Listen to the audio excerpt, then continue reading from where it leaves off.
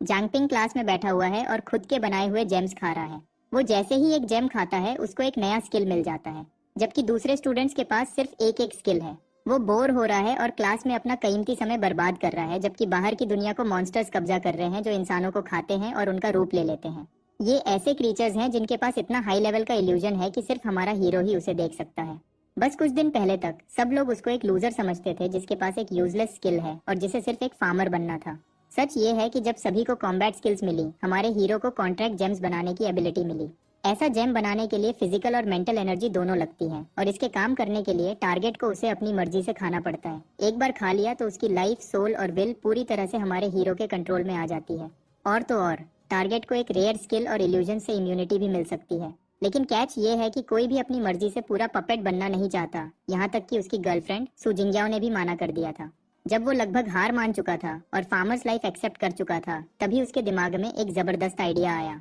क्या हो अगर वो क्रिस्टल खुद खा ले और अपना ही पपेट बन जाए। शॉकिंग बात है, ये आइडिया काम कर गया। उसको अपने बॉडी पर पूरा कंट्रोल मिल गया, कुछ लिमिट्स के साथ। वो कोई सुपरनैचुरल चीज नहीं कर सकता था, जैसे फ्लाइंग या दूसरे क्रीचर्स में ट्रांसफॉर्म होना, लेकिन वो अपनी बॉडी से वो सब कुछ करवा सकता था जो एक ऑर्डिनरी पर्सन कर सकता है, जैसे मार्शल आर्ट्स में मास्टरी करना। फिर भी वो अपनी बॉडी को दौड़ा सकता था और पुशअप्स करवा सकता था जब उसका ब्रेन सो रहा हो। जब वो अगले दिन स्कूल में उठा तो सब कुछ नॉर्मल लग रहा था, जब तक स्कूल की टॉप स्टूडेंट उसके पास नहीं आई, जबकि दूसरे लोग उसके आने पर ताली बजा रहे थे। जंगपिंग को एक मनहूस आवाज सुनाई दी और उसकी जगह एक डरावना क्रीचर दिखा। किसी और ने रिएक्ट नहीं किया और जैसे ही वो फिगर एक ट्विस्टेड स्माइल के साथ आगे झुका, उसने जांगपिंग से कहा कि वो पेल लग रहा है और पूछा कि क्या वो ठीक है। जांगपिंग ने उस डरावने क्रीचर के सामने भी खुद को शांत रखा। उसने बात को टाल दिया और बोला कि उसने बस एक बुरा सपना देखा और नींद पूरी नहीं हुई। क्लास का बहाना देकर वो तुरंत वहां से निकल गया।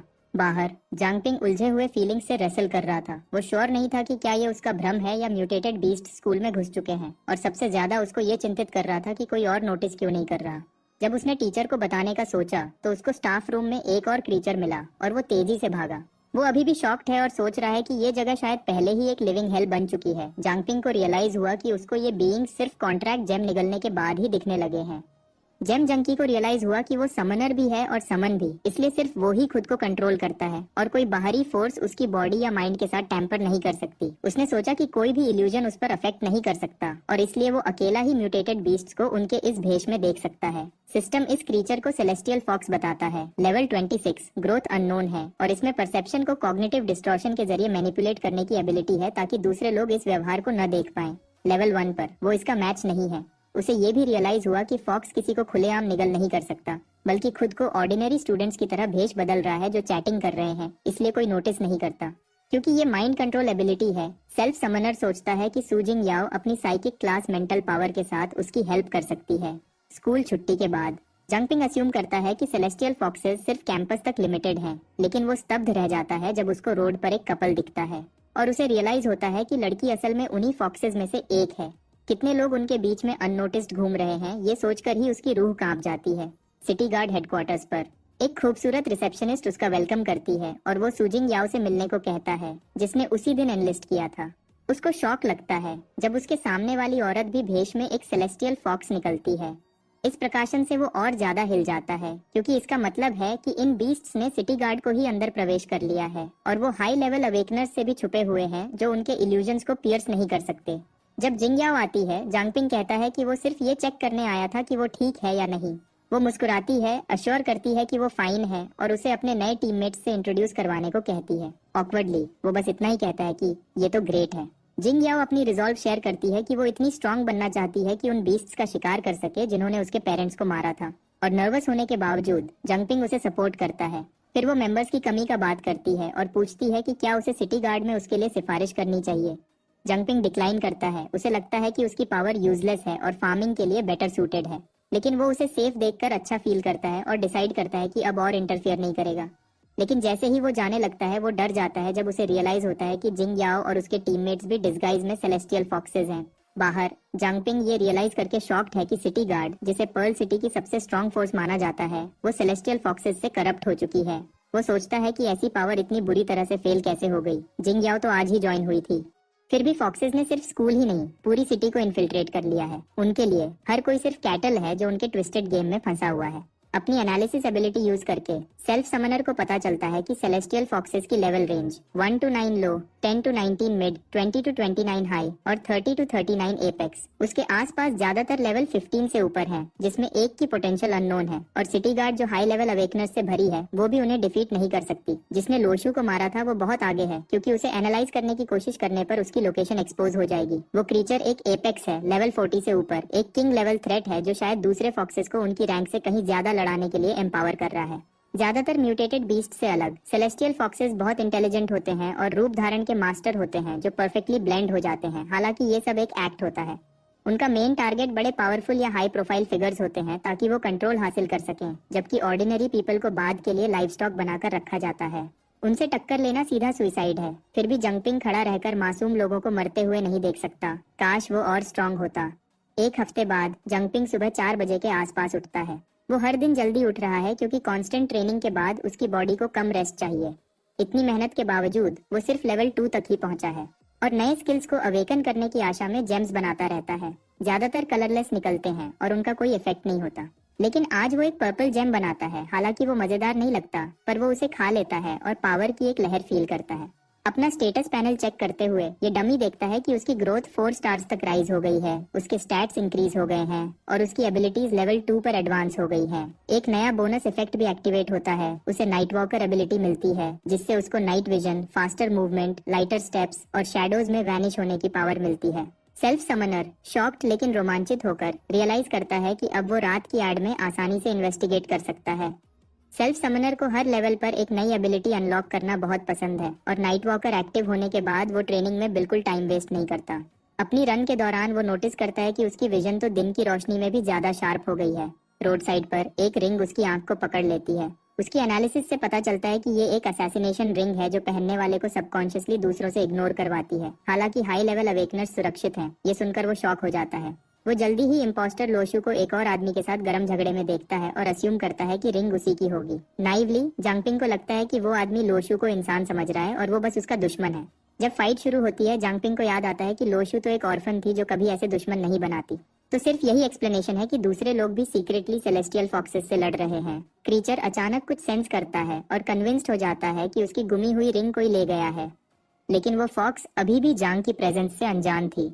उसको लगा कि कोई मिड लेवल अवेकनिंग पास में था और वो जल्दी से अपने हाईनेस को रिपोर्ट करने भागी। जांग को रियलाइज हुआ कि वो रिंग तो सिर्फ चारा थी, पर वो रिंग वापस करता तो और शक होता है, इसलिए उसने रिंग अपने पास ही रखी। सुबह के 5:30 बजे जब आसमान अभी भी डार्क था, नाइट वॉकर और रिंग के साथ उसको लग रहा था कि वो अनटचेबल है और उसने सीखा कि स्ट्रेंथ सिर्फ पावर से नहीं गियर से भी आती है। तभी ईरी फुटस्टेप्स ने उसका नाम पुकारा। जिंगयाओ की एनर्जी उसको वार्न करती है कि वो छुप जाए। कुछ ही मोमेंट्स में इम्पोस्टर लुओ दूसरे बीस्ट्स के साथ आ जाता है और उस पर गैंग अप करने को रेडी है और वो रैट फेस फॉक्स उसको स्मैश करके मार देने की तैयारी में था, जबकि वो सेल्फ समनर खर्राटे मारने का नाटक कर रहा था। इम्पोस्टर लुओ हर इमोशन की झलक ढूंढती है जो उसको एक्सपोज कर सके। उसको कन्विंस हो गया कि ये यूजलेस ट्रैश वो भागा हुआ आदमी नहीं है। उसने एक्सपेक्ट किया था कि असली बंदा अब तक अपनी जान के लिए फाइट करता।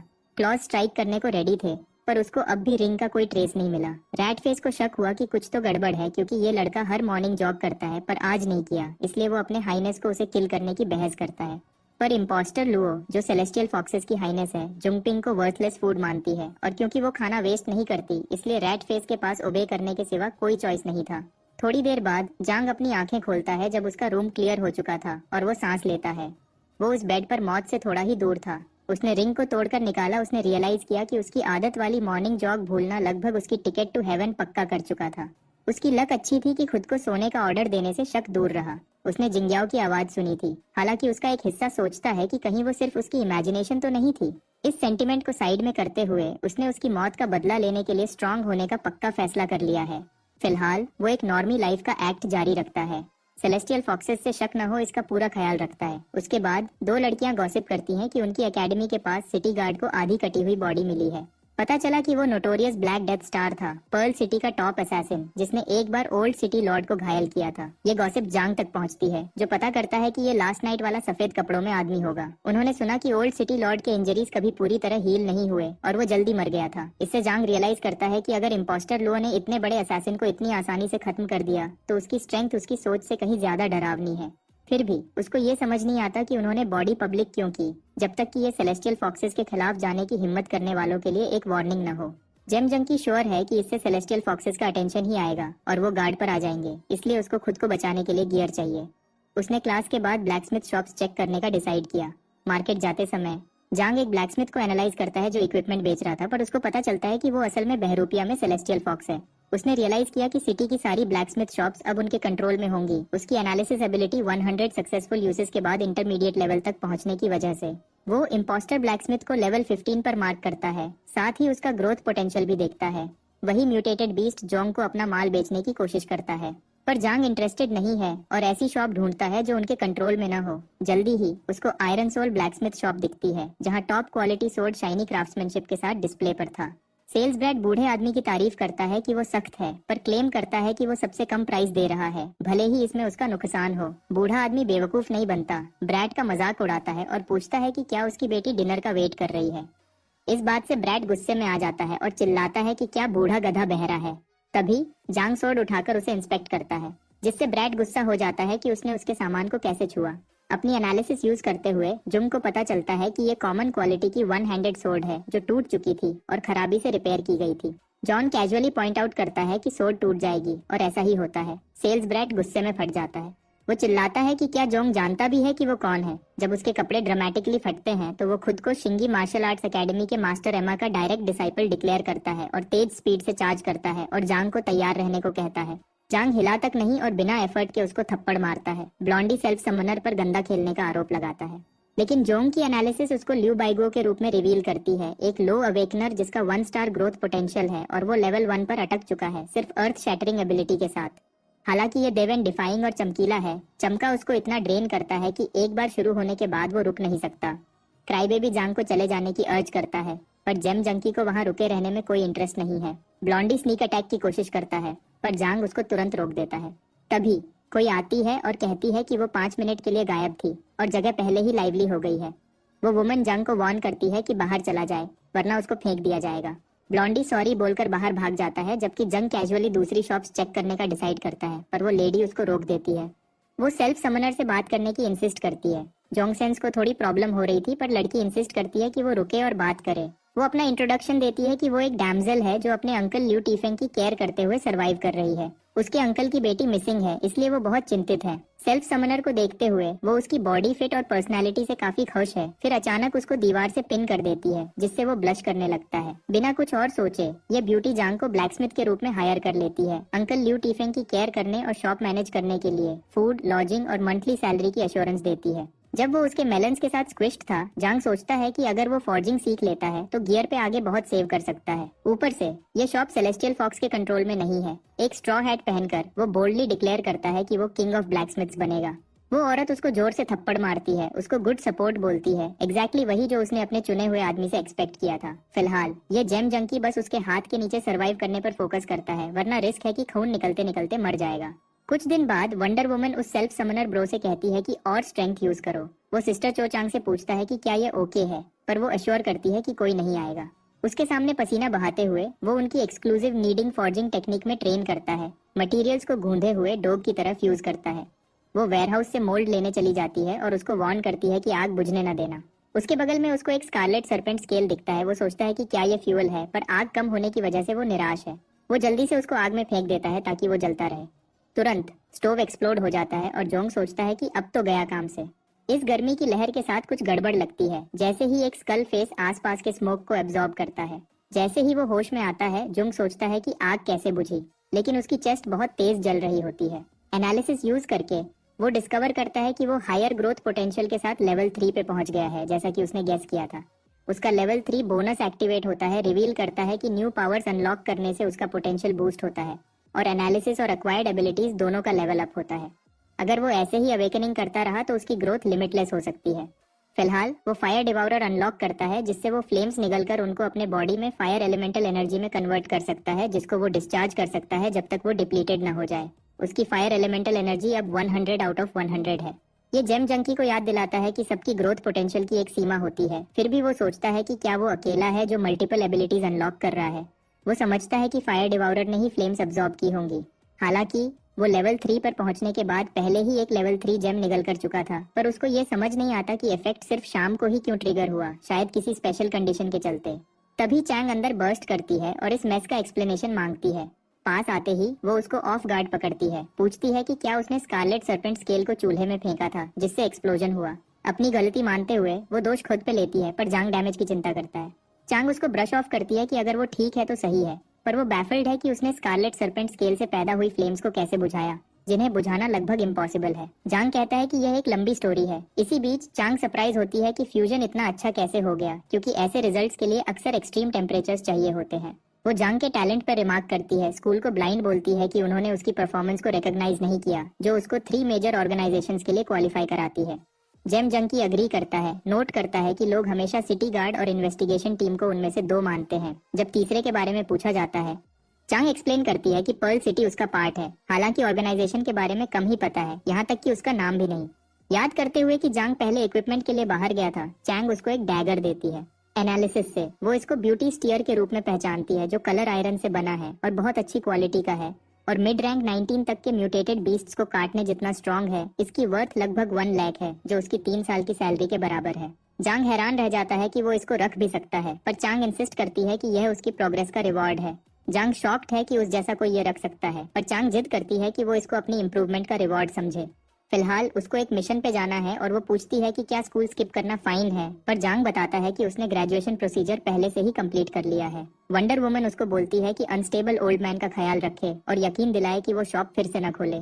जांग सोचता है कि सेलेस्टियल फॉक्सेस ने ब्लैकस्मिथ को इसलिए अकेला छोड़ दिया होगा क्योंकि वो बिजनेस में नहीं था, पर जब उसने शोर मचाया उससे अब उनका अटेंशन ड्रॉ हो गया होगा। क्योंकि रात हो चुकी है, वो नाइट वॉकर स्किल यूज करके आसपास स्काउट करने का डिसाइड करता है। इसी बीच एक चेयरफुल लड़की एक रूइंड प्लेग्राउंड में झूल रही है, पर सच में वो भेस में एक लेवल 3 म्यूटेटेड बीस्ट है। जांग का ये फर्स्ट टाइम है जब वो अपने लेवल की इतनी लो लेवल फॉक्स को देखता है, और अपने बूस्टेड गियर के साथ उसको कॉन्फिडेंस है कि वो इसको हैंडल कर सकता है। अगर सिटी गार्ड गिर भी गई है तो इन्वेस्टिगेशन टीम जो सिटी के बाहर है उन पर अफेक्ट नहीं होना चाहिए, और वो प्लान करता है कि फॉक्स की डेड बॉडी देकर हायर मैनेजमेंट का अटेंशन पकड़े। तभी एक चिलिंग आवाज सुनाई देती है। उसको मजाक करती है कि एक बच्चे पे अटैक करने का कर सोच ही वो पैनिक कर रहा है। आवाज इरादे से भरी है, उसको वार्न करती है कि हिलो मत वरना गए काम से। वॉइस उसको अटैक न करने की चेतावनी देती है, और शेकन जोंग रियलाइज करता है कि ये वुमन उससे बहुत ज्यादा स्ट्रॉन्गर है। उसका नाइट वॉकर एबिलिटी और असैसिनेशन रिंग उसके सामने यूजलेस हैं, क्योंकि वो उनके पार तक देख सकती है। वो उसको कहती है कि अगर जिंदा रहना है तो ऑर्फनेज ट्रेनिंग ग्राउंड्स पे मिलो। जब ओमिनस हवा धीरे धीरे गायब होती है, वो पहले ही जा चुकी होती है। जेन सोचता है कि वो सेलेस्टियल फॉक्सेस के साथ नहीं है, वरना वो अब तक मर चुका होता। जेन इसी ऑर्फनेज में बड़ा हुआ था। उसने अपना बचपन सड़क के उस पार छोटे से पार्क में स्लॉपी फाइटिंग मूव्स प्रैक्टिस करते हुए बिताया था, इसलिए उसका नाम ऑर्फनेज ट्रेनिंग ग्राउंड्स है, जो अब उसको सोचने पर मजबूर करता है कि क्या वो वुमेन उसके पास्ट या उसके सीक्रेट्स को जानती है। ये क्लियर है कि वो उसको देख रही थी, ठीक टाइम पर आकर उसको पहले रोका था, और जांग को शक है कि वो उसको किसी रीजन से यहाँ लेके आई है। अचानक जंगलों से एक म्यूटेटेड बीस्ट निकलता है। एनालिसिस एक्टिवेट करके जांग उसको आर्मर्ड वेनम टेल रैट के रूप में देखता है, एक 2 स्टार लेवल 5 रोडेंट। उसकी वेनम सैक उसकी पूंछ पर बोन स्पर्स को पावर देती है, जो एक डेडली टॉक्सिन देने की ताकत रखती है। वो बीस्ट उससे 2 लेवल ऊपर है, इसलिए सेल्फ समनर पहले पीछे हटने का सोचता है, पर तुरंत अपना मन बदल देता है। अगर उसने इसको अभी खत्म नहीं किया तो कल ऑर्फनेज के बच्चे खतरे में पड़ सकते हैं। वैसे भी ये सिर्फ एक लो लेवल बीस्ट है, और चैंग के डैगर के साथ उसको पूरा विश्वास है कि वो जीत जाएगा। अपनी पास्ट लाइफ में उसने जितने वेब नॉवेल्स पढ़े थे, उनमें हीरो पावर मिलते ही कॉम्बैट एक्सपर्ट बन जाता था, जो उसको पता है कि बिल्कुल ही नॉनसेंस है। वो मानता है कि उसको कोई रियल बैटल एक्सपीरियंस नहीं है, फिर भी वो जांगपिंग के समन्ड बीस्ट को आगे कमांड कर सकता है। जब वो खुद रोड पे चार्ज करता है, जब वो हवा में फ्लिप करता है और रोल करके काउंटर करता है, तो जांग ऑफ गार्ड पकड़ा जाता है, डैगर से संभालते हुए। उसका डिफेंस बहुत अव्यवस्थित था, और वो तुरंत रियलाइज करता है कि रोडेंट का आर्मर इतना मोटा है कि ब्यूटी स्टीयर उसको छेद नहीं सकती। इस बीस्ट को हराने के लिए उसको एक नया प्लान बनाना पड़ेगा। लड़ते हुए जांग को ऐसा लगता है जैसे वो एक वीडियो गेम कैरेक्टर कंट्रोल कर रहा हो, बस इस बार वो खुद है। वो सोचता है कि बीस्ट का एक ही वीक स्पॉट है, उसकी अनआर्मर्ड आंखें। पर जब वो डिफेंसिव बॉल में घूम हो जाता है तो उस टारगेट को हिट करना और भी मुश्किल हो जाता है। जेम जंकी डिसाइड करता है कि उसको बीस्ट का पोस्चर तोड़ना होगा, तो वो फायर डिवाउरर एक्टिवेट करता है, और जल्दी उसे एक आइडिया आता है और वो अपनी पहली command pearl fist rat buster style तैयार करता है। उसने कभी नहीं सोचा था कि पर्ल हिस्ट्री के वो बोरिंग लेसन्स असल में काम आएंगे। ये टेक्निक ब्रूट फोर्स से दुश्मन को अति दबाव डालने पर फोकस करती है, छोटे ओपोनेंट्स को कुचलने के लिए परफेक्ट। जैसे ही रोडेंट लंजेस करता है, जांग एक फेंट के साथ शुरुआत करता है। उसको फायर डिवाउरर कॉम्बो में चेन करता है, फिर अपना नया मूव करता है। फ्लेम्स फूटकर बीस्ट को पीछे धकेल देती है, उसको निस्सहाय छोड़कर। वो उसके वीक स्पॉट पे स्ट्राइक करता है, जिससे एक एक्सप्लोजन ट्रिगर होती है जो उसको खत्म कर देती है। उसकी स्टैट्स तुरंत बढ़ जाती हैं और वो रियलाइज करता है कि रियल कॉम्बैट ट्रेनिंग से कहीं ज्यादा तेजी से उसको लेवल अप करता है। पर कुछ तो गड़बड़ है। वेनम टेल रैट को यहाँ होना ही नहीं चाहिए। सिटी वॉल्स के अंदर सिर्फ सेलेस्टियल फॉक्सेस का होना चाहिए।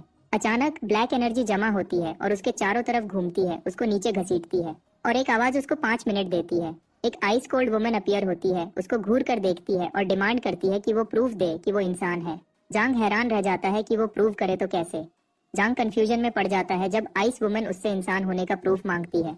वो रियलाइज करता है कि वो सिटी के अंदर म्यूटेटेड बीस्ट्स को सेंस कर सकती है, हालांकि वो एग्जैक्टली पता नहीं लगा सकती, इसलिए वो उसको टेस्ट कर रही है। जब उसने उस छोटे सेलेस्टियल फॉक्स पर अटैक करने की कोशिश की थी, तभी उसको शक हुआ होगा। एक नर्वस स्माइल करते हुए वो पूछता है कि क्या वो कम से कम उसको हिंट दे सकती है कि उसके कहने का क्या मतलब है, और साथ ही सोचता है कि क्या वो रोडेंट शुरुआत से ही उसका टेस्ट था। 4 मिनट बचे थे। जांग 2 मिनट उसको एनालाइज करने में वेस्ट करता है और हर बार फेल हो जाता है। इतने फेलियर्स के बाद उसकी स्किल एडवांस्ड एनालिसिस में इवॉल्व हो जाती है, जो अब टारगेट का फैक्शन रिवील कर सकती है। अगले अटेम्प्ट पर उसको फाइनली पूरी रीड मिलती है। ल्यूची शान of the purge squad, level 28, एक हाई लेवल अवेकनर जिसके पास वाटर मैनिपुलेशन की एबिलिटी है। ये एक एबिलिटी है जो उसको पानी पीने से वाटर एनर्जी अब्सॉर्ब और स्टोर करने देती है और शरीर के अंदर और बाहर उस पर प्रिसाइज कंट्रोल रखने देती है। उसकी स्टेटस पढ़कर जोंग को फाइनली समझ आता है कि वो एनालाइज करने में इतनी मुश्किल क्यों थी और उसकी नाइट वॉकर एबिलिटी और असैसिनेशन रिंग का उस पर कोई इफेक्ट क्यों नहीं हुआ। पर्ज स्क्वाड उसके लिए अनजान है और वो सोचता है कि क्या यह सिटी गार्ड और इन्वेस्टिगेशन टीम के अलावा तीसरी ऑर्गेनाइजेशन है। जब आइस वुमन वार्न करती है कि उसके पास सिर्फ 1 मिनट बचा है, तो उसको पैनिक होने लगता है।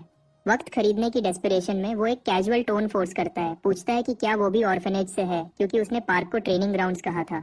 वो अपनी मेमोरी में सोचती है, उसको ल्यूचीशान याद नहीं आती और गेस करता है कि उसने अपना नाम बदल लिया होगा। एक नर्वस एज के साथ वो बोल देता है कि क्या वो असली में लू टोरिन है। पुराने वक्त में एक छोटी सफेद बालों वाली लड़की का नाम ल्यू टोरिन था, जो हेवन संडरिंग, अर्थ शैटरिंग, सीसी इनविंसिबल फिस्ट गाती थी और जांग को ध्यान देने को कहती थी।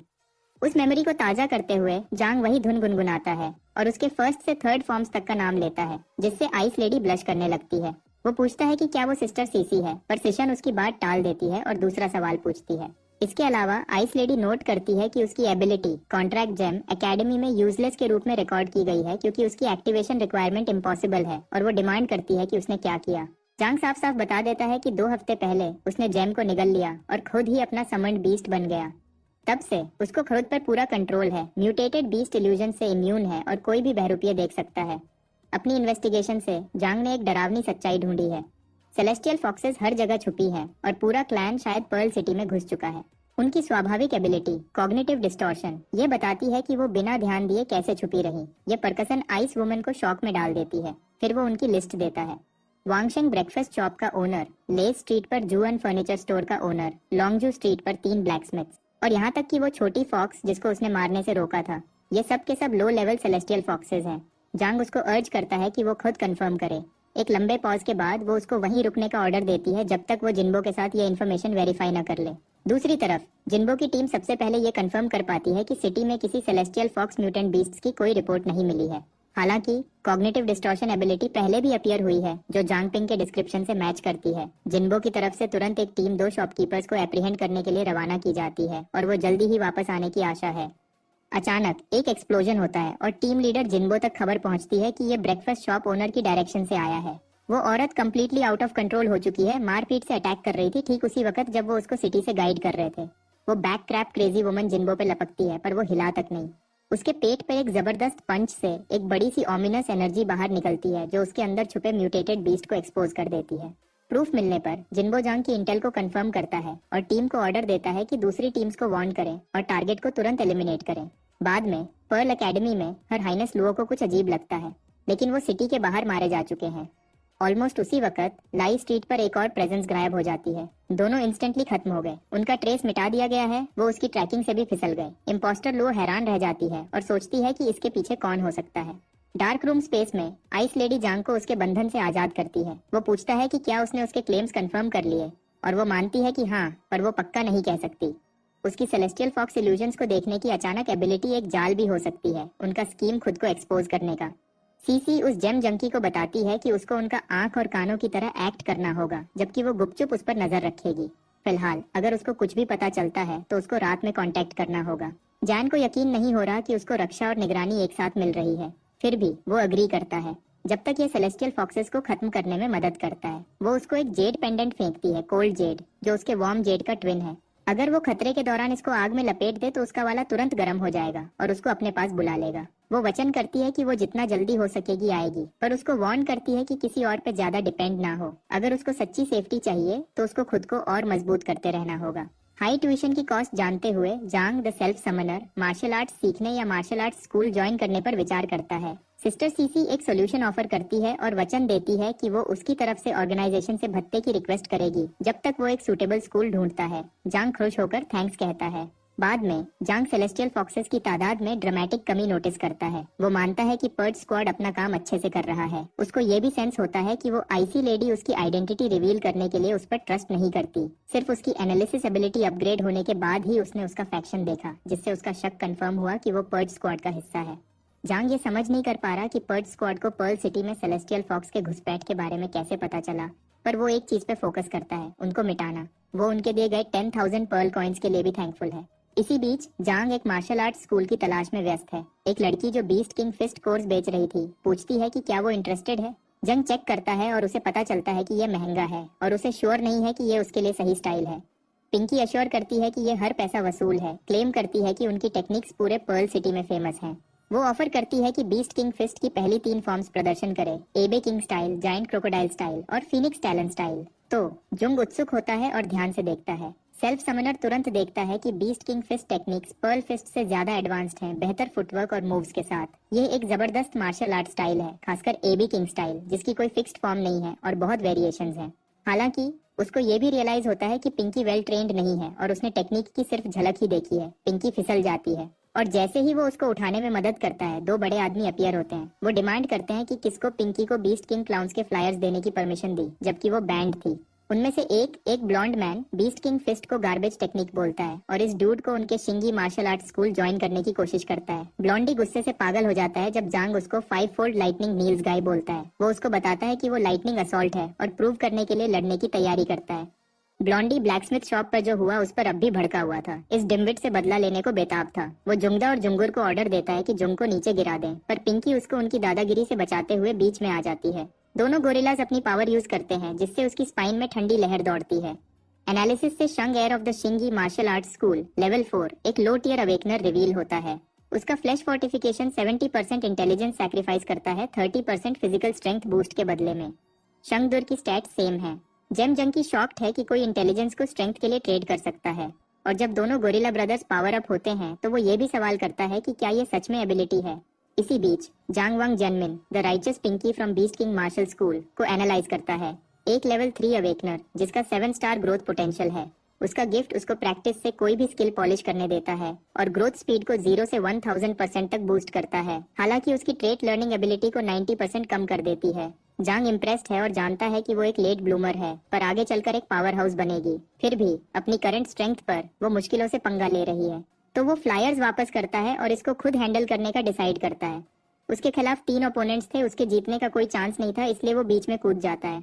जांग एप किंग स्टाइल देखने के बाद जोश में था और उसको प्रैक्टिस में लाता है। दोनों गोरिल्लास उस पर लपकते हैं, लेकिन बीस्ट किंग फिस्ट की पहली 3 फॉर्म्स से वो उनको जल्दी से नीचे गिरा देता है। ब्लॉन्डी अपना 5 फोल्ड लाइटनिंग ट्राई करता है, लेकिन जोंग उसको साइड में हटा देता है और उसके ग्रोइन पर एक जबरदस्त 3rd फॉर्म स्ट्राइक दे मारता है। वो ब्लॉन्डी को टॉन्ट करता है कि 2 आदमी कम हो गए और अब उसके पास सिर्फ 3 फोल्ड लाइटनिंग बचा है। जंग उन गुंडों को जमीन पर फैले छोड़ देता है और डिसाइड करता है कि beast king martial school visit करने लायक है। पिंकी शॉक्ड थी कि उसने एप किंग स्टाइल सिर्फ एक बार देखकर सीख लिया। उसको पूछती है कि अगर उसे स्ट्रगल हो तो वह उसकी मदद करे। जल्दी से स्ट्रांग होने के लिए उत्सुक थी। जांग जानता है कि उसका 7 स्टार पोटेंशियल उसे आने वाले वक्त में एपेक्स अवेकनर बना सकता है, और वह शॉक्ड होता है कि क्या फ्यूचर में वह उसकी हेल्प मांगने वाला होगा। मार्केट प्लेस में 2 अर्थ स्लैकर्स पागल हो रहे थे जब उन्होंने अपने मास्टर को देखा, जबकि उन्हें लगा था कि वह अभी कुछ दिन और नहीं आएंगे। वह पैनिक हो जाते हैं और जानते थे कि उन्होंने एप किंग स्टाइल के आधी मूव्स भी मास्टर नहीं किए हैं, और कुछ तो उसके गुस्से के ख्याल से ही बेहोश होने को तैयार थे। जंग को ये बेकार लगता है कि वह अपने ही इंस्ट्रक्टर से इतना डरते हैं। उसके बगल में जेमिन नर्वस होकर एक्सप्लेन करती है कि वह दिन के वक्त लेजेंडरी इंस्ट्रक्टर हैं जो अपनी सख्ती के लिए जाने जाते हैं, जो स्लैकर्स को टाइम पर टास्क फिनिश न करने पर सजा देते हैं। जब जंग पूछता है कि क्या उसे पहले कभी सजा मिली है, पिंकी घमंड से एडमिट करती है कि वह 1 महीने से यहाँ है और उसे हर दूसरे दिन सजा मिलती है क्योंकि वह अभी भी बेसिक मूव्स भी ढंग से नहीं कर पाती। उनका इंस्ट्रक्टर एक एंशिएंट जनरल की तरह तूफान की तरह अंदर आता है जो अपने ट्रूप्स को शांत करने को तैयार है। तुरंत ऑर्डर देता है कि जो झुके हुए पकड़ा गया उसे 50 लैप्स लगाने होंगे और फॉर्म में कोई कटौती नहीं होगी। एनालिसिस के जरिए जांग उसे बाइड of the beast king martial school के रूप में पहचानता है, एक लेवल 25 अवेकनर जिसका 1 स्टार ग्रोथ पोटेंशियल है। उसकी एबिलिटी मिमिकिंग हंगर उसे एक क्रीचर को कंज्यूम करने और टेम्परेरीली उसका फिजिकल फॉर्म लेने देती है। जितने फॉर्म्स वह स्टोर कर सकता है वह उसके लेवल पर डिपेंड करता है और अभी उसके पास 2 फॉर्म्स हैं, रनिंग वुल्फ और raging lion warrior. Self summoner सोचता है कि यह लेवल 25 मॉन्स्टर सिस्टर सीसी के बराबर है। अचानक बाइडेजोंग को रिकॉग्नाइज करता है कि यह वह बच्चा है जिसने कल चिंगी क्लाउन की धुलाई की थी और उसे जानने की उत्साह से जल उठता है कि वह कैसा है।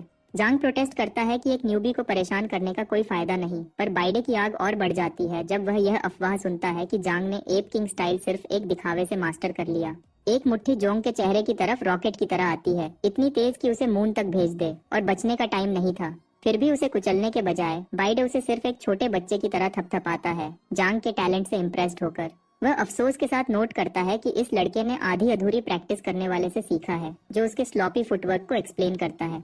बिदा डिसाइड करता है कि जांग को असली टेक्निक वह पर्सनली ड्रिल कराएगा बाद में, जिसको जांग शुक्र के साथ एक्सेप्ट करता है। फिर इंस्ट्रक्टर स्लैकर्स की तरफ पलटता है और सजा के रूप में एक स्पार का ऐलान करता है। जो भी उसके स्टैंडर्ड्स पर खरा नहीं उतरा उसे 500 पुशअप्स और उसके बाद वेटेड वेस्ट में 10 माइल रन करनी होगी। सेल्फ समनर को एक बॉडी एनहांसमेंट अवेकनर से ऐसे ब्रूटल ट्रेनिंग ड्रिल्स की आशा थी। जब वह उसे छूती है, पिंकी ब्लश करती है और एडमिट करती है कि बाइडे उसे बेसिक्स दिखाने से ज्यादा कम ही सिखाता है। फिर शर्माते हुए पूछती है कि क्या जोंग उसे प्राइवेट में ट्रेन करेगा। वह अग्री करता है। उसे क्लास के बाद आयरन सोल ब्लैकस्मिथ शॉप पर अपने स्पारिंग पार्टनर के रूप में इनवाइट करता है।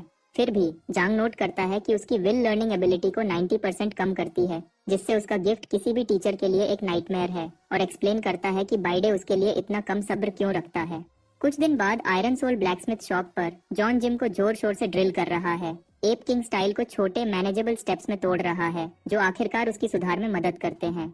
हालांकि वह अभी भी प्रैक्टिस के बीच में गिर जाती है। उसे स्ट्रगल करते हुए देखकर सेल्फ समनर मानता है कि बीस्ट किंग फिस्ट में असली गहराई है, और कई दिन की नॉन स्टॉप ट्रेनिंग के बाद उसे खुद का लेवल भी बढ़ता हुआ फील होता है। तभी सिस्टर चो चांग अपने छोटे भाई को चेक करने आती है और जिमिन को जारी करने देती है। वह बताती है कि म्यूटेटेड बीस्ट सब कम मिलने लगे हैं, इसलिए उन्हें मजबूर होकर नॉर्दर्न फॉरेस्ट के और अंदर जाना पड़ा, जहां वह स्टॉर्म वुल्व्स के एक पैक से टकरा गए। उसने अपनी अर्थ बरोविंग शवल यूज की। उसने टीम को छुपा दिया जब तक वुल्व्स एक वाइल्डमैन के ग्रुप पर पलट नहीं गए। उस एनकाउंटर से उसने एक रेयर विंड जेम हथिया लिया, एक अनकॉमन ट्रेजर जो एलिमेंटल एनर्जी स्टोर करता है और मेंटल कमांड से विंड ब्लेड्स, स्टॉर्म्स और ऐसे ही अटैक्स यूज कर सकता है। वह उसे जांग को सौंप देती है और नोट करती है कि ऐसा जेम आमतौर पर नहीं मिलता जो एक पतले बच्चे को भी ब्लेड्स और स्टॉर्म्स समन करने दे। विंड मैजिक का एक झटका सेल्फ समनर के चारों तरफ घूमता है और उसके दिमाग में एक आवाज गूंजती है, वार्न करती है कि किसी का बड़ा भाई इसे उतारे नहीं और हाथों को छोड़ दे। अचानक जांग को fan family saber style first form sword चीज स्वीपिंग क्रॉस सुनाई देता है। उसके बाद ऊपर चिड़ियों का एक खुशनुमा गाना, जेड ग्रीन हिल्स पर प्यार की एक सिम्फनी। फिर एक और आवाज बीच में आती है, डार्क और चिलिंग, क्लेम करती है कि यूए एर्शी मर चुकी है और कसम खाती है कि आज 2 कर्स्ड ह्यूमंस को खा जाएगी। जब वह अपनी स्टेटस चेक करता है तो जोंगपिंग आयरन सोल ब्लैकस्मिथ शॉप से लेवल 4 और 4 स्टार्स के साथ रिवील होता है।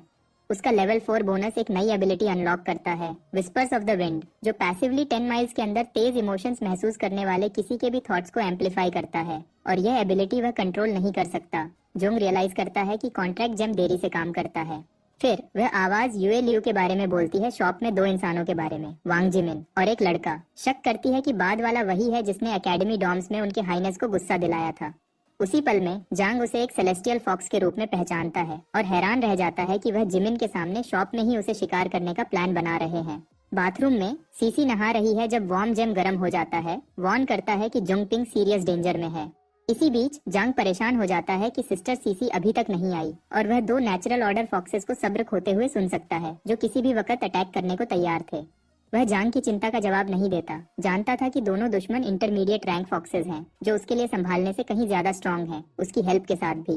कैजुअली जांग चांग से पूछता है कि क्या वह लौटने के बाद अंकल लियू से मिली है और सजेस्ट करता है कि वह ऊपर जाकर उन्हें चेक करे, जबकि वह उनके लिए खाना बनाने के लिए इंग्रेडिएंट्स खरीदने जाता है।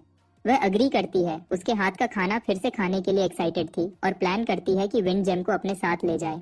इसी बीच जेम जंकी डिसाइड करता है कि वैंग जेमिन को जल्दी से बाहर निकाले, इससे पहले कि सिस्टर चैंग और अंकल लियू भी खतरे में फंस जाएं। स्मिथीज बैकयार्ड में जेमिन उसे अपना पोस्चर चेक करने को पूछती है, पर वह तुरंत उसे साइड में खींचता है, उसे चुप रहने और उसके पीछे आने को कहता है। बहुत देर हो चुकी थी, सेलेस्टियल फॉक्सेस पहले ही वहां थे। जांग जानता है कि यह बुरी बात है, और जब जेमन अचानक उन म्यूटेटेड बीस्ट्स को मम्मी और पापा बुलाती है तो वह उसे वार्न करता है कि उनके पास मत जाना। भले ही जेमन इंसिस्ट करती है कि सब ठीक है। जांग की एनालिसिस सच्चाई रिवील करती है। एक level 15 intermediate rank natural order fox with cognitive distortion और दूसरा लेवल 16 वाला उसके फादर होने का नाटक कर रहा है। पूछता है कि उसके बगल वाला लड़का डरा हुआ क्यों लग रहा है।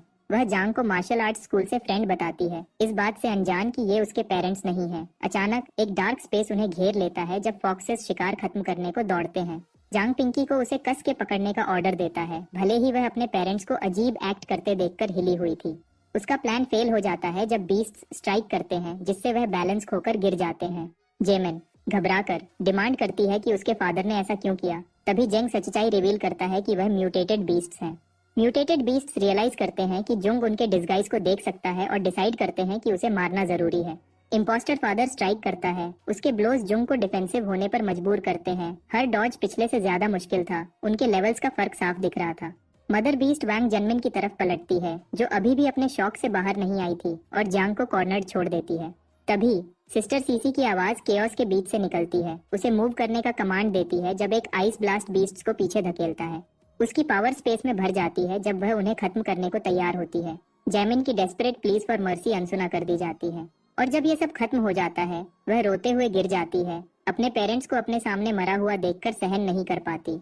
भले ही जॉन बार बार उसे कहता रहा कि वह नेचुरल ऑर्डर फॉक्सेस थे जिन्होंने उसके पेरेंट्स की शक्ल ले रखी थी, जिमिन यकीन करने से मना कर देती है। जेम जंकी फिर सीसी से पूछता है कि बीस्ट्स अपने असली फॉर्म्स में वापस क्यों नहीं आ रहे। वह एक्सप्लेन करती है कि सिटी के अंदर शायद कोई किंग रैंक फॉक्स है जो उनके इल्यूजन टैलेंट को बढ़ा रहा है, इतना स्ट्रॉन्ग कि लो लेवल बीस्ट्स भी हाई रैंक अवेकनर्स को बेवकूफ बना सकते हैं। वह जोड़ती है कि जिनको उन्होंने सिटी के बाहर मारा था वह वापस इसलिए पलटे क्योंकि इफेक्ट वहां तक नहीं पहुंचा था। इस बात से जुंग को एक आइडिया आता है, शायद वह अकेला है जो उनके डिस्गाइजेस को एक्सपोज कर सकता है। वह जिम की तरफ पलटता है और सच्चाई रिवील करता है। इन म्यूटेटेड बीस्ट्स ने उसके पेरेंट्स को मारा और उनका रूप ले लिया। उसकी आंखों में आंसू भर आते हैं जब उसके शब्दों का बोझ उस पर पड़ता है। देयर हाइनेस को रिपोर्ट मिलती है कि सिर्फ एक हफ्ते में उनके 9 आदमी मारे गए हैं, और वह सेंस करती है कि इंसानों ने शायद उनके इल्यूजन्स का तोड़ ढूंढ लिया है। एक म्यूटेटेड फॉक्स अर्ज करता है कि वह सिटी पर जबरदस्ती कब्जा कर ले और सबको मार दे, जबकि दूसरा चिंता करता है कि अगर वह सारा खाना वेस्ट कर देंगे तो उन्हें घास खानी पड़ेगी। इम्पोस्टर लोअस उन्हें चुप करा देती है। कोर्ट को याद दिलाती है कि इंसानों को पूरी तरह मिटा देने से सिर्फ रिसोर्सेज को वेस्ट करना होगा। उनकी टॉप प्रायोरिटी उन्हें बाहर निकालना है जो छाव में छुपे हैं, और एक एक करके उन्हें खत्म करना है। फिर वह वाइस मेयर से एडवाइस मांगती है और वह सजेस्ट करता है कि दूसरी स्पीसीज को सिटी में घुसने दिया जाए ताकि केओस फैल जाए। जितना कम भीड़ उतना आसान स्ट्रॉन्ग लोगों को चुन चुन कर मारना है। देयर हाइनेस डिमांड करती है कि वाइस मेयर इतना पक्का क्यों है कि स्ट्रॉन्ग लोग अभी भी सिटी में बचे हैं। वह एक्सप्लेन करता है कि सिटी गार्ड और इन्वेस्टिगेशन टीम के अलावा एक तीसरी मेजर ऑर्गेनाइजेशन है। जब से सिटी लॉर्ड घायल हुआ और भागा, तब से उसे शक है कि वह आदमी उसी ग्रुप में छुपा हुआ है, उनके कमजोर होने का वेट कर रहा है। दूसरे फॉक्सेस अग्री करते हैं कि बाहर की स्पीसीज को अंदर लाना अच्छा आइडिया है, और कुछ तो टेस्ट में बदलाव का स्वागत भी करते हैं।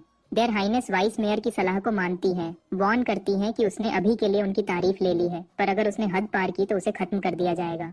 किंग अभी भी सो रहा है और उसकी कोई इंटेंशन नहीं है कि हुआंग जामिंग अपनी जगह भूल जाए। हुआंग जामिंग कसम खाता है कि उसने अपनी जिंदगी पर्ल सिटी को समर्पित कर दी है। इसकी गिरावट का जिम्मा पहले सिटी लॉर्ड की कमजोरी पर डालता है। वह मानता है कि सिटी को स्ट्रॉन्ग लोगों का होना चाहिए। उसी वक्त जिमिन अपने पेरेंट्स के रिमेन्स को छूने के लिए हाथ बढ़ाती है। जल्दी न जान पाने का निराशा भरा हुआ था। सीसी ठंडे तरीके से कहती है कि वह वैसे भी कुछ बदल नहीं पाती, और जामिने टूट जाती है। खुद को ब्लेम करती है कि वह बहुत कमजोर थी, बेसिक्स भी मास्टर नहीं कर पाई, और विश करती है कि उसके बजाय वह मर जाती। जांग उसे अपनी बाहों में खींचता है, कहता है कि ये उसकी गलती नहीं है। वह शेयर करता है कि उसने भी किसी प्यारे को खोया था। सेलेस्टियल फॉक्स और सिटी गार्ड में छुपे लोगों ने उसे मार दिया था। वह ख्याल अभी भी उसे चिंतित करता है, और भले ही वह सोचता है कि क्या उसे रोकने से उसकी जान बच जाती, अंदर ही अंदर वह जानता है कि कुछ भी आउटकम को बदल नहीं सकता था। वह अपना सपना शेयर करता है कि सिटी गार्ड ज्वाइन करना है। उस रास्ते पर दौड़ने के लिए डिटरमिन्ड थी, चाहे कुछ भी हो। उसके पेरेंट्स के साथ जो हुआ वह उसकी गलती नहीं थी, पर अब वह एक बेहतर फ्यूचर के लिए लड़ सकते हैं और इतने स्ट्रांग हो सकते हैं कि जिन्हें वह प्यार करते हैं उन्हें प्रोटेक्ट कर सकें। उसके पेरेंट्स ऊपर से देख रहे होंगे और वह गर्व फील कर रहे होंगे। जेमिन को उन शब्दों की जरूरत थी और वह जांग को थैंक्स कहती है और बोलती है कि सिटी के हर मॉन्स्टर को मिटा देगी। पर तभी जॉन खून खांसता है और जेम पैनिक हो जाती है। बहुत देर से रियलाइज करती है कि वह कितना बुरी तरह घायल हुआ था। जेम जंकी अपने शरीर को रुकने के लिए मजबूर करता है, पर यह सिर्फ थोड़े ही वक्त के लिए चलता है। जब वह फाइनली जागता है तो सीसी और जुमान उसे होश में देखकर सुकून फील करते हैं। सीसी उसे वार्न करती है कि हिलो मत, वरना वुंड फिर से खुल जाएगा। जबकि पिंकी ये डिक्लेयर करती है कि उसने प्रण लिया है कि वह और स्ट्रॉन्गर बनेगी और सारे सेलेस्टियल फॉक्सेस को वाइप आउट कर देगी। तो ये रिजॉल्व ईजिस जंग को शांति देता है और वह उस पर ट्रस्ट करता है। जेमियन का घर अब सेफ नहीं है, ये डिसाइड करके सीसी उसे सुरक्षा के लिए यहाँ रुकने को इनवाइट करती है। उसी पल जांग को एक आवाज सुनाई देता है कि किंग अभी भी सो रहा है और हुआंग जेमिंग को अपनी औकात पता होनी चाहिए। वह उस आवाज को लुओशी यूज्ड की आवाज पहचानता है और तुरंत सेलेस्टियल फॉक्सेस से रिलेटेड ये लीड सीसी के साथ शेयर करता है। उसके बाद सेल्फ समनर ये रिवील करता है कि पर्ल सिटी का वाइस मेयर वांग जेमिंग सेलेस्टियल फॉक्सेस का नौकर बन चुका है और उसने अपने ही लोगों को धोखा दिया है। आईसी लेडी को उनके किंग के बारे में पता चलता है, जिसकी पावर से इल्यूजन्स इतनी बढ़ सकती हैं कि वह एपेक्स लेवल अवेकनर्स को भी धोखा दे सकें। वह सोचता है कि किंग के कमजोर होने पर वापस वार करने का ये उनका बेस्ट चांस है। वह सेल्फ समनर को टास्क देती है कि वह सिटी में छुपे फ्रीक्स का पता लगाए और वह बिना सोचे एक्सेप्ट कर लेता है। तभी बूढ़ा आदमी भूख की शिकायत करता है, पर वह उसे यकीन दिलाती है कि सेल्फ समनर जल्दी ही ग्रोसरीज लेकर वापस आएगा। पर्ज स्क्वाड बेस पर मैनी गुस्से में बड़ी बड़ी बातें करती है कि पहले उसे सीक्रेट चेंबर एक्टिवेट करने में घसीटा गया और अब सेलेस्टियल कर्टन में, और वह बरबराती है कि सीसी को बॉस की तरह ऑर्डर्स देना बहुत पसंद है। चेन लुओ वे उसे इग्नोर करता है, जबकि शूजी उसे चुपके से कॉफी ऑफर करती है और कहती है कि टाइम लग सकता है। कुछ ही देर में शूजी सोलर चार्ज को चैनल करती है, मैनी ब्लैक कर्टन को वीव करती है और लू वे लाइट और शैडो डिस्टॉर्शन को शेप देता है। साथ में वह सिटी वाइड कर्टन को यूज करते हैं। कुछ देर तक साथ काम करने के बाद पर्ज स्क्वाड फाइनली जोंगिन को अपने कुछ सीक्रेट्स बताने का डिसाइड करती है। पर्ल सिटी की सबसे सीक्रेटिव ऑर्गेनाइजेशन के रूप में जानी जाने वाली यह टीम सिटी को हर थ्रेट से रक्षा करने और हर करप्शन को पर्ज करने की वचन खा चुकी है। सिटी के हिडन वेपन की तरह वह अक्सर कोवर्ट मिशंस को स्पेशलाइज्ड यूनिट, जिसे बैरियर टीम कहते हैं, उसकी सपोर्ट से अंजाम देते हैं। सिस्टर सीसी के अकॉर्डिंग इस टीम में 3 मेंबर्स हैं। मैनी, उनकी लीडर, ब्लैक कर्टन की पावर चलाती है। वही डार्क रूम स्पेस जिसमें जांग ने एक बार एंटर किया था, वह मैनी की ही धरोहर थी। अगला है जीजाई, सोलर चार्ज चलाने वाला एक लिविंग पावर बैंक जो सनलाइट को एब्जॉर्ब करता है और अपने टीममेट्स को पूरी ताकत से फाइट करते रहने के लिए चैनल करता है। फिर है Luo way, master of light and shadow distortion, जो दोनों को मोड़ सकता है ताकि वह खुद या कोई और चीज पूरी तरह से गायब हो जाए। मैनी के साथ ये trio illusory light celestial curtain बनाता है, एक पॉकेट डायमेंशन जो किंग लेवल के दुश्मन को छोड़कर सबको अंदर ट्रैप कर लेता है। उस वर्ल्ड में वह टेरेन को अपनी मर्जी से बदल सकते हैं, जिससे बैरियर टीम का यह अल्टीमेट वेपन सेलेस्टियल फॉक्सेस के इल्यूजन्स के खिलाफ एक डेडली काउंटर बन जाता है। 2 फॉक्स वुमेन सड़कों पर टहल रही हैं जब एक दूसरी से अर्ज करती है कि यूए एयर याई एक ह्यूमन को पकड़े, पर रिफ्यूज करते हुए याई कहती है कि सिटी में पहले ही काफी तनाव है और वह यूए एयर याई ऐसे पूछती है कि क्या उसे कुछ अजीब लग रहा है। याई हिचकिचाती है, फिर एडमिट करती है कि हाँ, यह अजीब है कि सारे ह्यूमंस अचानक से गायब कैसे हो गए। उसी पल एक गोल्डन बीम आसमान से नीचे आता है। अटैकर इस बात से नाराज है कि वह एक ही वार में खत्म नहीं हुआ। याई तुरंत पहचान जाती है कि यह वही है जो पर्ल सिटी में उनके लोगों का शिकार कर रहा है और वार्न करती है कि रीइंफोर्समेंट्स आने पर उसे पछतावा होगा। गोल्डन बॉय जिन्बो बस उन्हें धमकी देता है कि बुला लो उनको। जांग की इंटेल के अकॉर्डिंग जिन्बो लेवल 32 पर है, जबकि वह 2 फॉक्सेस मुश्किल से लेवल 25 तक पहुंची हैं। उसके लिए ये फाइट तो है ही नहीं। वेरन ये जिन्बो पर कूदते हैं, श्योर हैं कि वह बस एक कॉकी फूल है, पर गोल्डन बॉय उन्हें हेड ऑन मिलता है। एक स्ट्राइक जिसे याई ने ब्लॉक करने का सोचा था, उससे उसकी स्लीव फट जाती है, जिससे यी का गुस्सा और बढ़ जाता है। वह फ्रीक शॉक्ड है कि उसके जैसे लोग इस बंदे से हार गए। वह चार्ज करती है, लेकिन एक गोल्डन पंच उसे पीछे की तरफ धक्का देता है और वह हवा में उड़ते हुए गिर जाती है और जिन्बो का जवाब डिलीवर हो जाता है। यू एयर याई गुस्से में जिन्बो पर झपटती है, पर वह वक्त रहते उसकी बांह को पकड़ लेता है। वह टॉन्ट करता है कि उसकी पावर एम्बुशेस में काम करती है, फेस टू फेस कॉम्बैट में नहीं। उसके जोर से पकड़ने की वजह से याई की चीख निकल जाती है और वह ये को बचाने के लिए बुलाती है, पर जिन्बो याई को सीधा ये की तरफ उछाल देता है, जिससे दोनों टकराकर एक तरफ गिर जाते हैं। फिनिशिंग ब्लो के लिए जिन्बो हवा में ऊंचा उड़ता है और एक जबरदस्त किक मारता है जो दोनों दुश्मनों को जमीन में दे मारता है। हार के बाद भी वह समझ नहीं पा रहे कि वह फेल क्यों हुए और वह जाल में पहले ही फंस चुके थे। जिन्बो रुकता नहीं, एक और स्ट्राइक यूज करता है जो एरिया को गोल्डन थंडर में धमाके से उड़ा देता है। ऊपर से जांग सेसी के साथ देख रहा है। सीसी जिन्बो की ताकत को कॉम्बैट डिवीजन के लीडर के रूप में नोट करती है, जबकि जोंग बस हंसता है और कहता है कि उसकी आउटफिट तो सुपरस्टार की तरह चिल्ला रही है रियल वर्ल्ड में वापस आकर।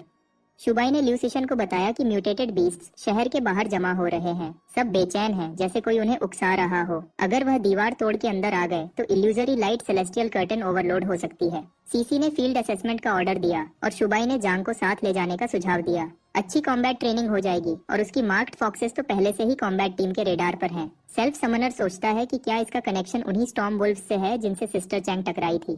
फिर सीसी ने जांग से शहर के बाहर मदद मांगी और उसे अश्योर किया कि उसकी ब्लैकस्मिथ शॉप पर लोग गार्ड करेंगे। ज्यादा जोर देने पर उसने ऐड किया कि वह अभी उनके बॉस से बात कर रही थी। वह कोई है जिससे जांग इस मिशन के बाद मिलेगा। जब वह शहर के बाहर जा रहे थे, जेम जंकी ने बोला कि इतने अरसे बाद वह पहली बार वॉल्स के बाहर आया है और उन अजीब प्लांट्स के बारे में पूछा।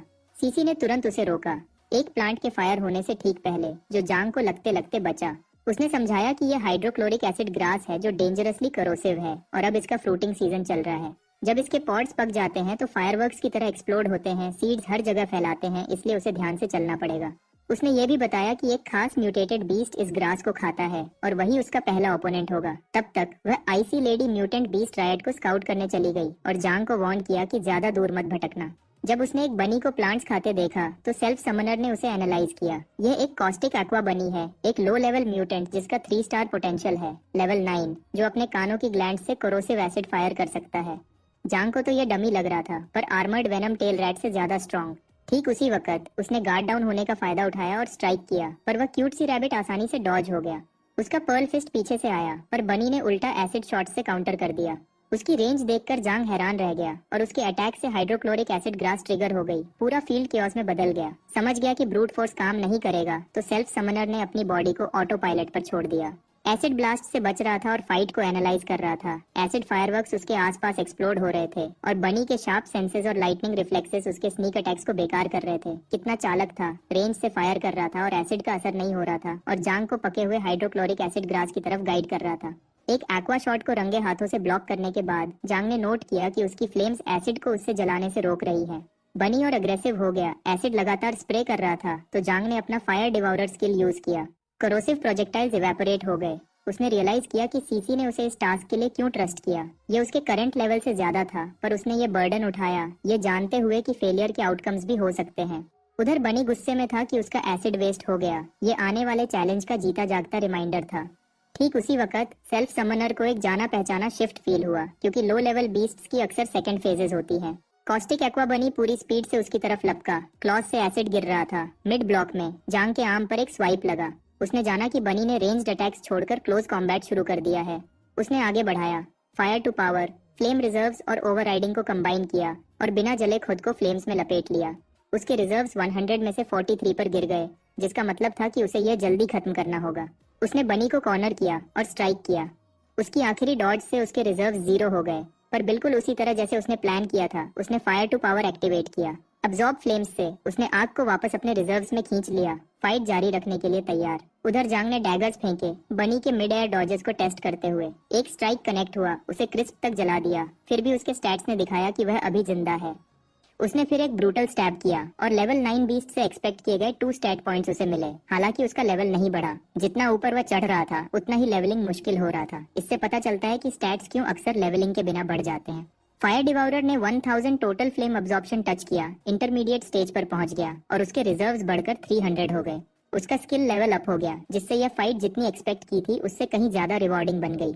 फिर भी जांग ने साइंस मिस कर दिए जब तक उसने एसिड बनीज के झुंड को घूरते हुए नहीं देखा। उस पल वह खुद को रोक नहीं पाया और एफ से शुरू होने वाला एक सिंगल अजीब सा सिलेबल निकाला।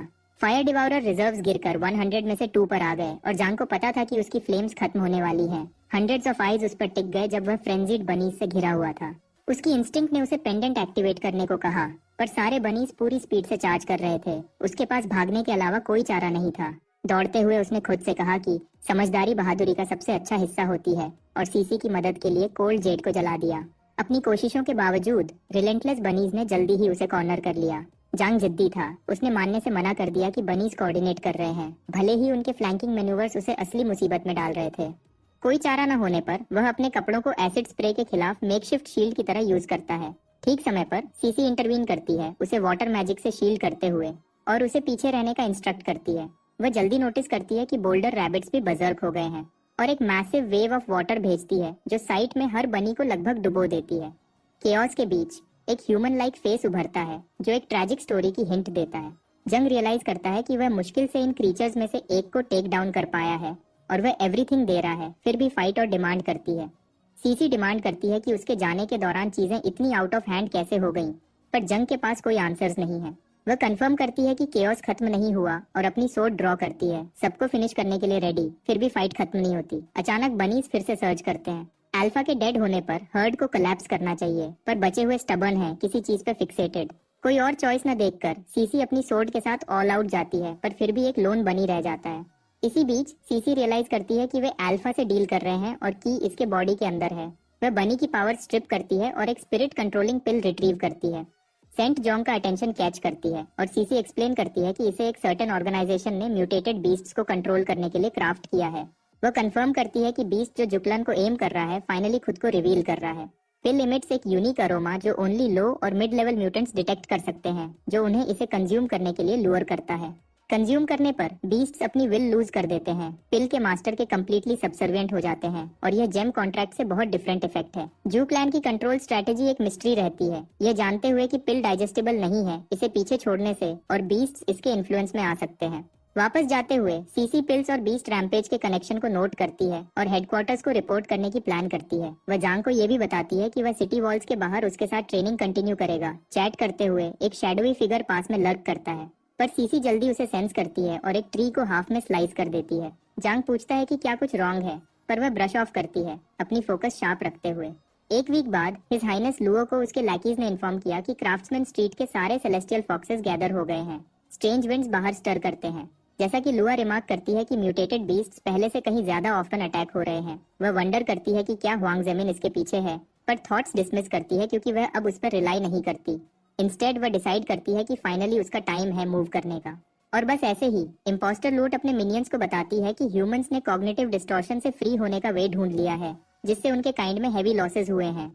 फॉलन क्राफ्ट्समैन स्ट्रीट के पास स्टेशनड थे और जो अभी वहां हैं वे नेक्स्ट टारगेट्स हो सकते हैं। काउंटर करने के लिए बिग फ्रीक अपने लैकीज को एक कन्विंसिंग सीन स्टेज करने का ऑर्डर देती है जो एनिमी को रैशली एक्ट करने के लिए पुश करे। डिटरमिन है कि वे ट्रूली किसका फेस कर रहे हैं। Deep in the forest Chang the gem junkie अपने long dormant night walker mode को अनलीश करता है, बुलेट रैबिट्स के स्वॉर्म में चार्ज करते हुए। पूरा वीक ग्राइंडिंग के बाद वह फाइनली लेवल 6 पहुंच गया है और उनके पैटर्न्स मास्टर कर लिए हैं, उनके एसिड प्रोजेक्टाइल्स को शार्प प्रिसीजन के साथ स्लिप पास्ट करते हुए। स्टेप 1 सिंपल है, उनकी रेंज्ड अटैक्स को न्यूट्रलाइज करना बिना हिट लिए, उन्हें फ्रेंजी में ड्राइव करना। स्टेप 2 फॉलोज करता है जब वे खुद को एसिड में ड्रेंच करते हैं और क्लोज रश करते हैं। उनकी फ्लैमेबल कोटिंग फास्ट बर्न करती है, पर कभी डेडली होने के लिए इनफ नहीं रहती। जांग उन्हें एनीवे स्कॉच करता है, यह जानते हुए कि स्कारलेट सरपेंट स्केल्स फ्यूल की तरह हैं, उसकी फ्लेम्स डाई करने से रिफ्यूज करती हैं। वह इसे फायर डिवाउरर 3 फ्लेवर्स ट्रू फायर कहता है, हालांकि वह इंस्टेंटली नेम पर क्रिंज करता है। फिर भी वह अपने ब्लेजिंग टॉर्नेडो के व्हर्लविंड से इमर्ज करता है, रोस्टेड रैबिट से सराउंडेड, उसके सरपेंट स्केल्स फाइनली स्पेंट। वह बिलीव करता है कि यह मैसेकर उसे नेक्स्ट लेवल की ओर पुश करने के लिए इनफ है, even as the weight of his choice lingers. Analysis complete. Self summoner level 7 पर असेंड करता है, उसके स्टैट्स कॉन्ट्रैक्ट जिम के साथ राइज करते हैं, जो लेवल 5 पर एडवांस करता है और डीप ब्लू ग्लो करता है। वह रिकॉल करता है कि लेवल 4 और 6 के बीच नथिंग चेंज्ड। जेम स्टबनली 4 पे स्टक रहा, ये प्रूव करता है कि यह उससे कहीं हार्डर लेवल करता है। क्यूरियोसिटी स्टर्स कि इस बार ये किस काइंड की पावर अनलॉक करेगा, होपफुली कॉम्बैट के लिए फिट कुछ। अचानक एक लोन बनी सिनिस्टर ऑरा रेडिएट करता है, शॉक्ड कि ये सरवाइव कर गया। जेम जंकी खुद को तैयार करता है, डिक्लेयर करता है कि वह अब वह पुशओवर नहीं रहा जो पहले था। ट्विस्टेड क्रीचर लंजेस और जोंग नैरोली डॉज करता है, बदले में डार्क एनर्जी फेंकता है। एक मोमेंट के लिए वह वंडर करता है कि क्या ये गोस्ट है, डीमन है या उसके स्लॉटर से जन्मा कोई वेंजफुल स्पिरिट। जो भी हो, सेल्फ समनर इसे डिसाइसिव स्ट्राइक से काट देता है। फिर भी जो उसे सबसे ज्यादा अनसेटल करता है वह विक्ट्री नहीं बल्कि फैक्ट है कि एक मियर बुलेट रैबिट ने ऐसी टेक्निक डिस्प्ले की। वह वंडर करता है कि क्या क्रीचर स्पिरिट कंट्रोलिंग पिल के इन्फ्लुएंस में है और इसे कुछ कॉफ अप करने के लिए फोर्स करता है, पर जो ड्रॉप होता है वह पिल जैसा कुछ नहीं है। एनालिसिस के दौरान ऑब्जेक्ट आइडेंटिफिकेशन रेजिस्ट करता है, एक रैरिटी जांग ने एजेस में एनकाउंटर नहीं की। आखिरकार रिजल्ट सरफेस करता है, नेदर मिस्ट एसेंस, इसकी क्वालिटी अननोन। एक पोटेंट फोर्स जो नेदर मिस्ट ब्लैक गोट के टेस्टिकल्स में स्टोर्ड होती है, इसे कंज्यूम करना अनप्रेडिक्टेबल रिजल्ट्स प्रॉमिस करता है, जो टेम्पटिंग और डेंजरस दोनों है। एनालिसिस के बाद जांग नेदर मिस्ट एसेंस होल्ड करता है, एक रेयर ऑर्ब जिसकी क्वालिटी अननोन है। कहा जाता है कि इसमें नेदर मिस्ट ब्लैक गोट के टेस्टिकल्स में स्टोर्ड पोटेंट पावर होती है। इसे कंज्यूम करना अनप्रेडिक्टेबल रिजल्ट्स प्रॉमिस करता है। प्लेबैक इनिशिएट होता है, एक स्पेक्ट्रल गोट को रिवील करता है जो ब्लैक ऑरा में रीड्ड है। इसकी प्रेजेंस बीस्ट्स को अपनी ओर ड्रॉ करती है। एक बोर रेकलेसली चार्ज करता है, पर उसका बॉडी एपरेशन से स्ट्रेट थ्रू पास करता है। केवल गोट स्पिरिट के लिए, जो इसे अपने जॉज में सीज करता है, दोनों क्रीचर्स डिस्ट्रॉयड होने के साथ एंड करता है। टू बी ऑनेस्ट, ये डमी फील करता है कि ऑर्ब विंड जेम जितना ही रेयर और वैल्यूएबल है, पर उसे आइडिया नहीं कि इसका इफेक्ट कैसे ट्रिगर करना है। डायरेक्ट कांटेक्ट कुछ नहीं करता, अनलाइक उसकी लास्ट अवेकनिंग, और वह वंडर करता है कि क्या उसे रियली ये डिस्गस्टिंग थिंग स्वॉलो करना होगा जो ब्लैक गोट के प्राइवेट से आया। थॉट उसे गैग करता है, पर फिर एक शार्प मेमोरी हिट करता है। टाइम जब म्यूटेटेड बीस्ट्स ने उसे और जेमिन को नियरली किल किया था, और जब उसे फर्स्ट पता चला कि उन फॉक्सेस ने सूजिंग याओ को डिवावर किया था। खुद को मॉक करता है कि वह सोचता है कि उसके पास चॉइस का लग्जरी है। वह एनीवे इसे स्वॉलो करता है। इंस्टेंट में उसका बॉडी कन्वल्स करता है और उसका माइंड ऐसा फील करता है जैसे टीयर अपार्ट हो रहा हो। वह स्क्रीमिंग कोलैप्स करता है, विजन्स उस पर क्रैश करते हैं। एक में वह सूजिंग याओ को सेलेस्टियल फॉक्स शैकल्स में बाउंड देखता है, जो उसे कहती है कि सेटबैक्स और पेन के बावजूद सरवाइव करो। उसका माइंड रेज से बर्न करता है जब वह सूजिंग याओ को वाव करता है कि वह तब तक नहीं मरेगा जब तक last one of them gone नहीं हो जाता। सिस्टम उसका ग्रोथ रिवील करता है, 7 स्टार्स ऑफ पोटेंशियल दिखाता है और उसे नेदर मिस्ट बॉडी ग्रांट करता है, एक पावर जो लिविंग बीइंग्स के फियर को एब्जॉर्ब करती है और उसे कंट्रोलेबल नेदर मिस्ट में टर्न करती है। 20 के रिजर्व के साथ प्रत्येक पॉइंट फिजिकली मैनिफेस्ट करता है। अटैक और defence equal to 10% of his current level, stacking to a terrifying 1000%। First time के लिए जांग एक एबिलिटी होल्ड करता है जो प्योरली बैटल के लिए बिल्ट है। ऑफेंस और डिफेंस को एक रिलेंटलेस फोर्स में मर्ज करता है। यह पावर क्लियरली डिपेंड करती है कि वह कितना नेदर मिस्ट यूज करता है, और सेल्फ समनर अपनी ग्रोथ पोटेंशियल से स्टन्ड है। उसने कभी नहीं सोचा था कि वह ग्रोथ थिंग इतना स्ट्रॉन्ग टर्न आउट कर सकता है। फिर भी किसी रीजन से क्राई बेबी बॉलिंग रोक नहीं पाता, इमोशंस जो वह अंडरस्टैंड भी नहीं करता, केवल सर्टेनिटी कि वह सूजिंग याओ का एवेंज करेगा। कुछ ड्यूड्स रश करते हैं पूछने की क्या वह ओके है, पर उसके फ्रेंड्स उन्हें उसे अलोन छोड़ने और म्यूटेटेड बीस्ट्स आने से पहले सिटी के अंदर जाने को अर्ज करते हैं। जब एक इंसिस्ट करता है, जेम जंकी का ऑमिनस ऑरा फ्लेयर करता है, उन्हें स्केयर ऑफ करता है। टोटली क्लूलेस, वह बस मटर करता है कि वह फाइन है, केवल रियलाइज करने के लिए कि उसका नेदर मिस्ट रिजर्व 35 पर जंप कर गया है। तब उसे हिट करता है। वह अदर्स के फियर को एब्जॉर्ब कर सकता है और उसे नेदर मिस्ट में कन्वर्ट कर सकता है। ये मिस्ट रेगुलर एनर्जी की तरह नहीं है, ये उसकी विल के बेंड होती है और उसे एनीथिंग में शेप किया जा सकता है जो वह इमेजिन करता है। वह वंडर करता है कि ये थिंग रियली कितना पावरफुल है और इसे वीकेस्ट स्ट्राइक के साथ टेस्ट करता है। Single point of nether mist एक मैसिव ट्री को 1 क्लीन कट में क्लीव करता है, उसे स्टंट छोड़ता है। जब वह 10 पॉइंट्स स्कोर करता है, जायंट ट्रंक काउंटलेस फ्रैगमेंट्स में शैटर हो जाता है। क्राई बेबी रियलाइज करता है कि यह स्किल इनक्रेडिबली वर्सेटाइल है, एक ट्रू वेपन जो हाई लेवल म्यूटेटेड बीस्ट्स के खिलाफ भी खड़ा हो सकता है अगर समझदारी से यूज किया जाए तो। फिलहाल सेल्फ समनर ने लो की रहने का फैसला किया है और पर्ज स्क्वाड के साथ चुपचाप स्ट्रांग बनता जा रहा है। जब जांग अपनी नई पावर की तारीफ कर रहा होता है, तभी सिस्टर सीसी अचानक वहां आती है और जिस नेदर मिस्ट म्यूटेटेड बीस्ट से वो अभी लड़ा था उसको अर्जेंटली ढूंढ रही होती है। उस डमी को अजीब सा डेजा व्यू होता है, उसे चांग की याद आती है और कैजुअली एडमिट करता है कि उसने नेदर मिस्ट एसेंस निगल ली है। सीसी गुस्से में आग बबूला हो जाती है, पूछती है कि क्या उसको मरने का शौक है। वो इंसिस्ट करता है कि यह इतना बुरा नहीं हो सकता क्योंकि उसके एनालिसिस में कुछ भी डेंजरस नहीं दिखा, और अगर कुछ गलत हुआ तो वो जोर लगाकर उसे स्पिट आउट कर सकता है। लेकिन सीसी गुस्से से बोलती है कि हर चीज अंडू नहीं हो सकती और पूछती है अगर वो पैरासाइट हुआ तो। ये बात सुनकर आखिर में वो हिल जाता है, सोचता है कि क्या जो चीज उसने खाई वो सच में लीथल हो सकती है। फिर सीसी उसे वार्न करती है कि नेदर मिस्ट बीस्ट्स ऐसी क्रीचर्स हैं जिनका कोई अननोन ओरिजिन है और कोई फिक्स्ड फॉर्म नहीं, और वो अक्सर ब्लैक माउंटेन गोट्स या बुलेट रैबिट्स जैसे होस्ट्स के अंदर छुपी रहती हैं। सीसी एक्सप्लेन करती है कि ये क्रीचर्स नेदर मिस्ट बीस्ट द्वारा कंट्रोल किए जाने वाले पपेट्स से ज्यादा कुछ नहीं होते। एक बार जब होस्ट मर जाता है तो पैरासाइट उसके किसी ऑर्गन में घुस जाता है और अगले वेसल के लिए इंतजार करता है। वो जोर देकर कहती है कि सबसे बड़ा रियल डेंजर ये है कि नेदर मिस्ट अपने होस्ट पर फुल कंट्रोल कर सकता है। ये सुनकर वो डमी डर जाता है, पैनिक करता है कि कहीं बीस्ट उसके साथ लैच तो नहीं हो गया। एसेंस निगलने के बाद जो अनबेरेबल पेन हुआ था वो याद करके वो सोचता है कि कहीं नेदर मिस्ट अभी से उसकी बॉडी पे टेक ओवर करने की कोशिश तो नहीं कर रहा।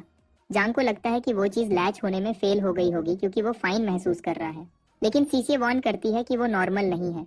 हो सकता है उसके अंदर के किसी और मॉन्स्टर ने नेदर मिस्ट बीस्ट को साफ कर दिया हो, या शायद उसके एब्सोल्यूट कंट्रोल की वजह से वो पैरासिटाइज्ड होने पर भी सेफ है। फिर भी वो साफ कर देती है, अगर तू म्यूटेट हुआ तो मैं इस सेल्फ समनर को बिना सोचे समझे काट दूंगी। तभी उनके बीच एक स्पाइडर गिरता है।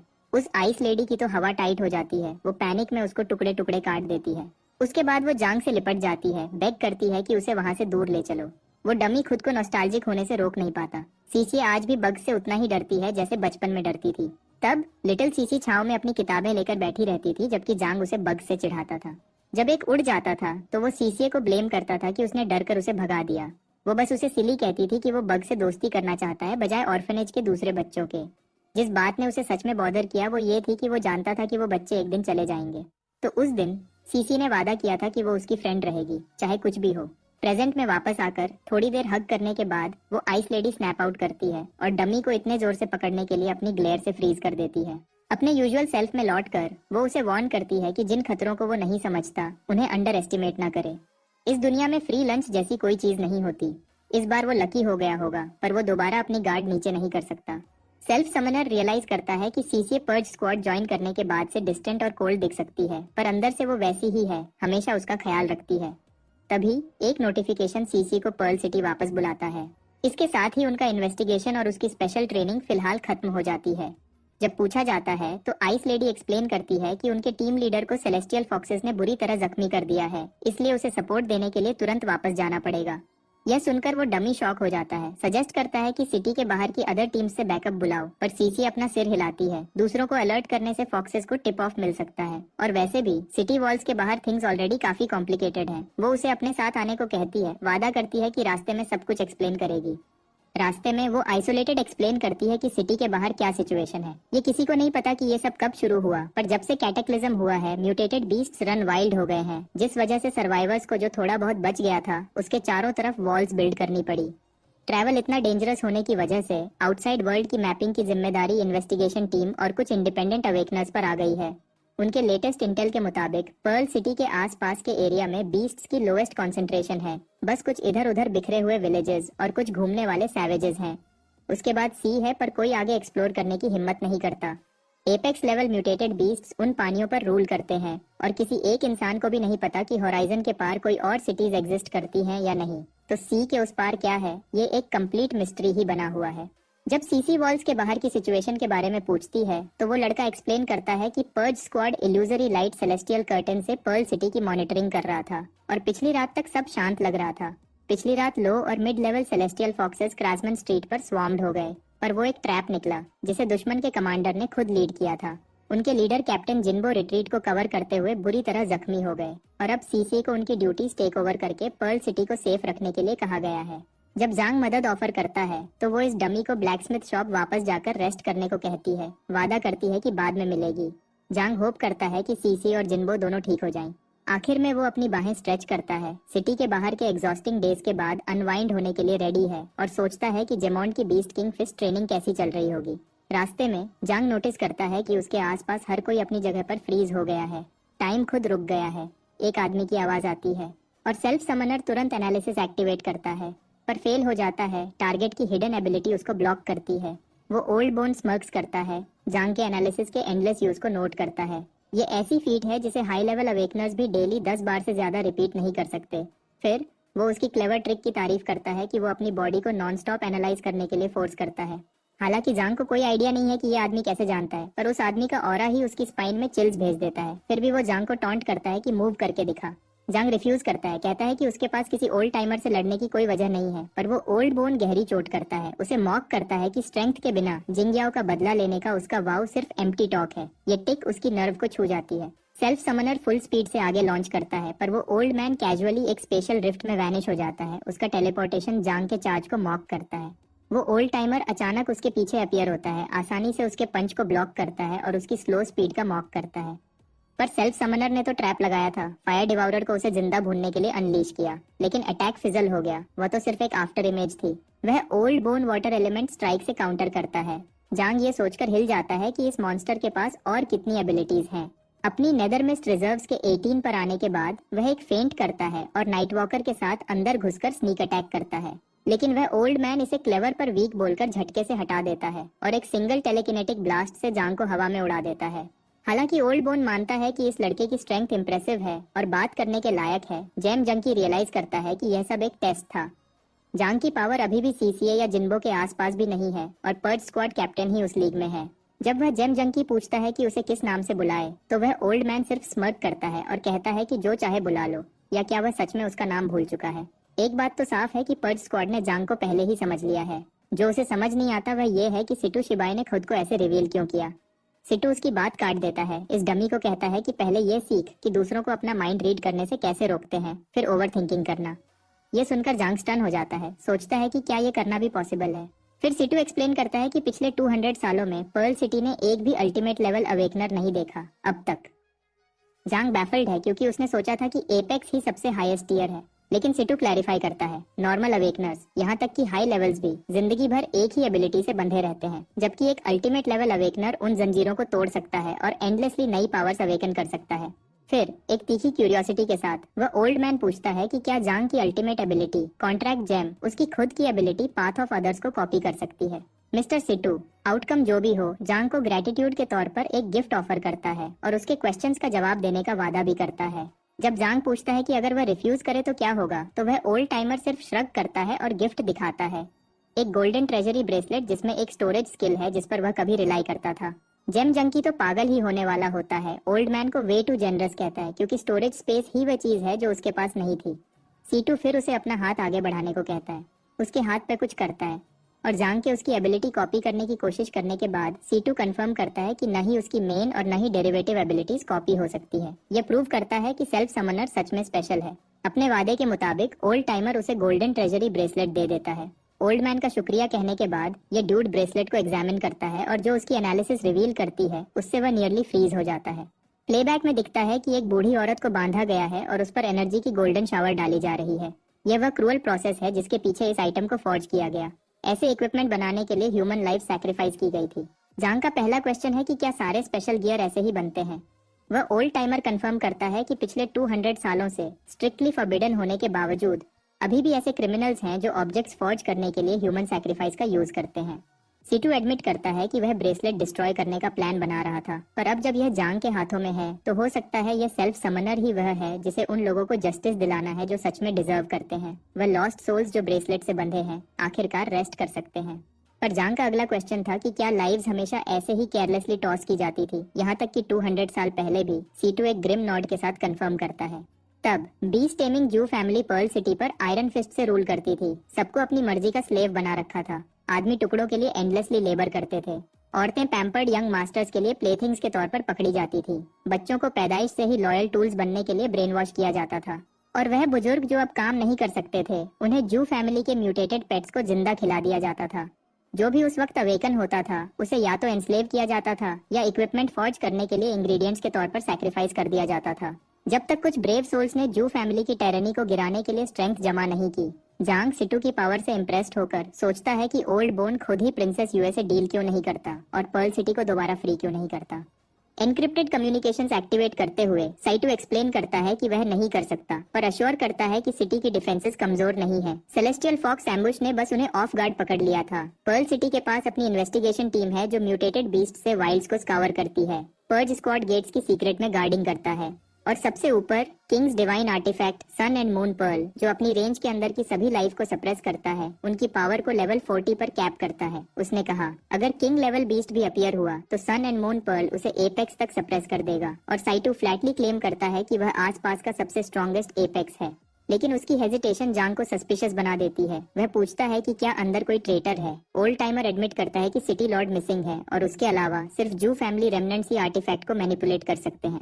वह स्नेक्स जो कभी पर्ल सिटी के रूलर्स थे अपने डाउनफॉल के बाद शैडोज में क्रॉल कर गए थे, अब सन एंड मून पर्ल को शट डाउन करके और सेलेस्टियल फॉक्सेस को अंदर आने देकर फिर से रिसर्फेस हो रहे हैं। जांग जल्दी से डॉट्स कनेक्ट करता है। बीस्ट एक्टिविटी में अचानक स्पाइक उसी का किया धरा होगा। साइटू नॉड करता है, कहता है कि वह सालों से जू रेमनेंट्स का हंट कर रहे हैं, पर उन्हें पूरी तरह से वाइप आउट करना ऐसे वीड्स उखाड़ने जैसा है जो इतनी गहरी जड़ रखते हैं कि वह कभी खत्म नहीं होंगे। जांग को यह समझ नहीं आता कि क्या जू फैमिली किसी बड़ी चीज के पीछे है, क्या सिटी लॉर्ड अभी भी जिंदा है, या वह बीस्ट अपराइजिंग क्यों कर रहे हैं। वह यह भी जानने के लिए इच करता है कि सेलेस्टियल फॉक्स किंग सच में कितनी पावर विल्ड करता है। इन आंसर्स के बिना वह रियलाइज करता है कि सिटू शिबाई को ध्यान से चलना होगा, वरना जिस पल उसकी सबसे स्ट्रॉन्गेस्ट शील्ड गिरेगी पर्ल सिटी उसी पल कोलैप्स हो जाएगा। यह तो बिल्कुल जांग की पिछली लाइफ की वॉर्स जैसा है, जहां न्यूक्लियर वेपन सिर्फ रोकथाम के तौर पर मौजूद थे, उन्हें कभी सोचे बगैर फायर नहीं किया जाता था। प्रिंसेस यूए कितना भी प्रोवोक करे कोई और शायद स्नैप हो जाए, पर सिटू नहीं। इसलिए वो ओल्ड बोन आखिर में एडमिट करता है कि उसे जांग की जरूरत है, भले ही उसकी एबिलिटी कॉपी ना हो सके, और पूछता है कि क्या वो पर्ज स्क्वाड ज्वाइन करेगा। सेल्फ समनर बिल्कुल भी हेजिटेट नहीं करता और कहता है, मैं अंदर हूँ। आयरन सोल ब्लैकस्मिथ शॉप पर जेमिन सिस्टर चांग पर सडन रिपेयर वर्क के बारे में जोर डालती है, पर वो इसे फ्री टाइम का यूज करना बताकर टाल देती है। इधर पिंकी अपनी चिंता छुपा नहीं पाती। जांग को गए हुए कई दिन हो गए हैं। चांग उसे तंग करती है और कहती है कि वो उसकी लिटिल वाइफी की तरह एक्ट कर रही है, उसे इतना मिस कर रही है कि ट्रेनिंग में उसका ध्यान नहीं लग रहा। पिंकी बहुत हार्ड ब्लश करती है, इंसिस्ट करती है कि ऐसी कोई बात नहीं, पर एडमिट करती है कि पिछले 3 दिनों से उसके गाइडेंस के बिना वो खोया हुआ फील कर रही है। चांग हल्के से हंसती है और फिर तंग करके काम करने का वचन देती है। वंडर वुमन एक्सप्लेन करती है कि पर्ल सिटी के बाहर के विलेजेस और डेंजर जोन्स पहले ही मार्क्ड हैं, इसलिए जब तक वो डमी उन्हें अवॉइड करता है वो सही रहेगा। वो कंफर्म करती है कि वहाँ विलेजर्स हैं, पर ज्यादातर आइसोलेटेड बैकवर्ड हैं और तो और म्यूटेटेड बीस्ट्स की पूजा करते हैं। उसकी जेमिन को एडवाइस है कि अगर वो ऐसी किसी जगह से टकरा जाए तो आगे बढ़ती रहे, वरना नौकर या बलिदान बनने का रिस्क है। पिंकी पूछती है कि क्या वो उनसे सिर्फ बात नहीं कर सकते, पर चैंग उसे चुप करा देती है और कहती है कि उन लोगों को इंसान कहना भी मुश्किल है, वो बीस्ट से भी ज्यादा डेंजरस जंगली हैं। बेचारी पिंकी पहले ही डर चुकी होती है जब चैंग उस पर और पाइल ऑन करती है। वार्न करती है कि कुछ जंगली मास्क पहनते हैं और चुपके से अपने शिकार का पीछा करते हैं। तभी उसके पीछे से अजीब सा ब्लैक स्मोक सामने आते हैं, जिससे पिंकी की तो जान निकलते निकलते बचती है। ये जांग है जो नेदर मिस्ट से अभी अभी वापस आया है। जांग कॉट ऑफ गार्ड होता है और रिफ्लेक्सिवली उसके नट्स पर एक किक स्लैम कर देता है। कुछ क्रैक होता है, फिर भी अगले ही पल वो ठीक एक्ट करता है और रोने लगता है कि वो कितनी मीन है। वो दोनों डिमांड करती हैं कि वो कौन है जब तक वो खुद को रिवील नहीं करता। दोनों लड़कियां अच्छा फील करती हैं पर गुस्से में भी हैं। हमेशा की तरह चैंग अपने छोटे भाई को पकड़ लेती है, जबकि ये डमी एडमिट करता है कि वो सिर्फ सैवेज विलेजर्स के बारे में उनकी बातें सुनकर मूड अच्छा करना चाहता था। जांग ने कभी एक्सपेक्ट नहीं किया था कि वंडर वुमन घूमकर उसके क्रॉच पर नेल कर देगी। पर जब दर्द खत्म हो जाता है, चैंग को पता चलता है कि उसकी ट्रेनिंग खत्म हो गई है और वो कुछ वक्त सिटी के अंदर रहकर अपनी स्किल्स को पॉलिश करने का प्लान बना रहा है। वो कैजुअली ड्रॉप करती है कि उसको शान शान के बारे में एक क्लू मिला है और वो चाहती है कि वो अंकल लियू का ख्याल रखे जब तक वो अकेले बाहर जा रही है। जांग पूछता है कि इतनी जल्दी क्या है, पर चांग सिर्फ हिंट देती है कि कोई उसका वेट कर रहा है और वो बीच में नहीं आना चाहती। इधर पिंकी पीछे रेड हो जाती है, चुपके से पैनिक करती है इससे पहले कि वो अपने रूम में पीछे हटना करना सुरक्षित समझे। एक बार जब चांग चली जाती है तो जेमिन भी घबराहट में फिसलती है और धीरे से बोलती है कि उसे रेस्ट की जरूरत है, पर डोरवे पर रुककर जांग को बताती है कि उसे खुशी है कि वो सेफ वापस आ गया। जब से वो इस दुनिया में लैंड हुआ है, उस सिंपल मोमेंट ने उसे पहली बार ऐसा फील कराया कि वो सच में घर पर है। फिर अंकल लियू उसको सच्चाई में वापस खींच लाते हैं और शिकायत करते हैं कि वो इडियट की तरह क्यों हंस रहा है जब लड़कियां पहले ही जा चुकी हैं। वो ओल्ड मैन जल्दी से गियर शिफ्ट करता है, जांग को कहता है कि वो चांग का पीछा करे और उसे जाने से रोके और क्लेम करता है कि वो बहुत बीमार है। लड़का बैफल्ड होता है जब तक अंकल लियू एडमिट नहीं करते कि ये सब एक एक्ट है। वो ना तो कमजोर है और ना ही बीमार। वो बस जानते हैं कि शान बहुत देर से मिसिंग है और ट्रबल उसे ढूंढ लेगी। हालांकि वो अपनी बेटी की स्ट्रेंथ की रिस्पेक्ट करते हैं, पर उन्हें डर है कि चांग का शान को ट्रैक करने का ऑब्सेशन उसे ऐसे खतरे में खींच लाएगा जिसे वो अकेले हैंडल नहीं कर सकती। ओल्ड मैन को चिंता है कि चांग की लॉयल्टी और स्टबर्न हार्ट उसे बदकिस्मती की तरफ धकेल सकती है, इसलिए वो उसे जल्दी में खतरे में जाने से रोकने के लिए डम एक्ट करते हैं। वो एडमिट करते हैं कि वो स्किल्ड है, पर फॉर्जिंग के बारे में कभी सच में उत्साही नहीं थी, जिस वजह से उसकी टीचिंग में गैप्स रह गए हैं। फिर भी वो जांग के टैलेंट की वैल्यू करते हैं और खुद लियू फैमिली की जरूरी फॉर्जिंग टेक्निक उसे सिखाने का डिसाइड करते हैं।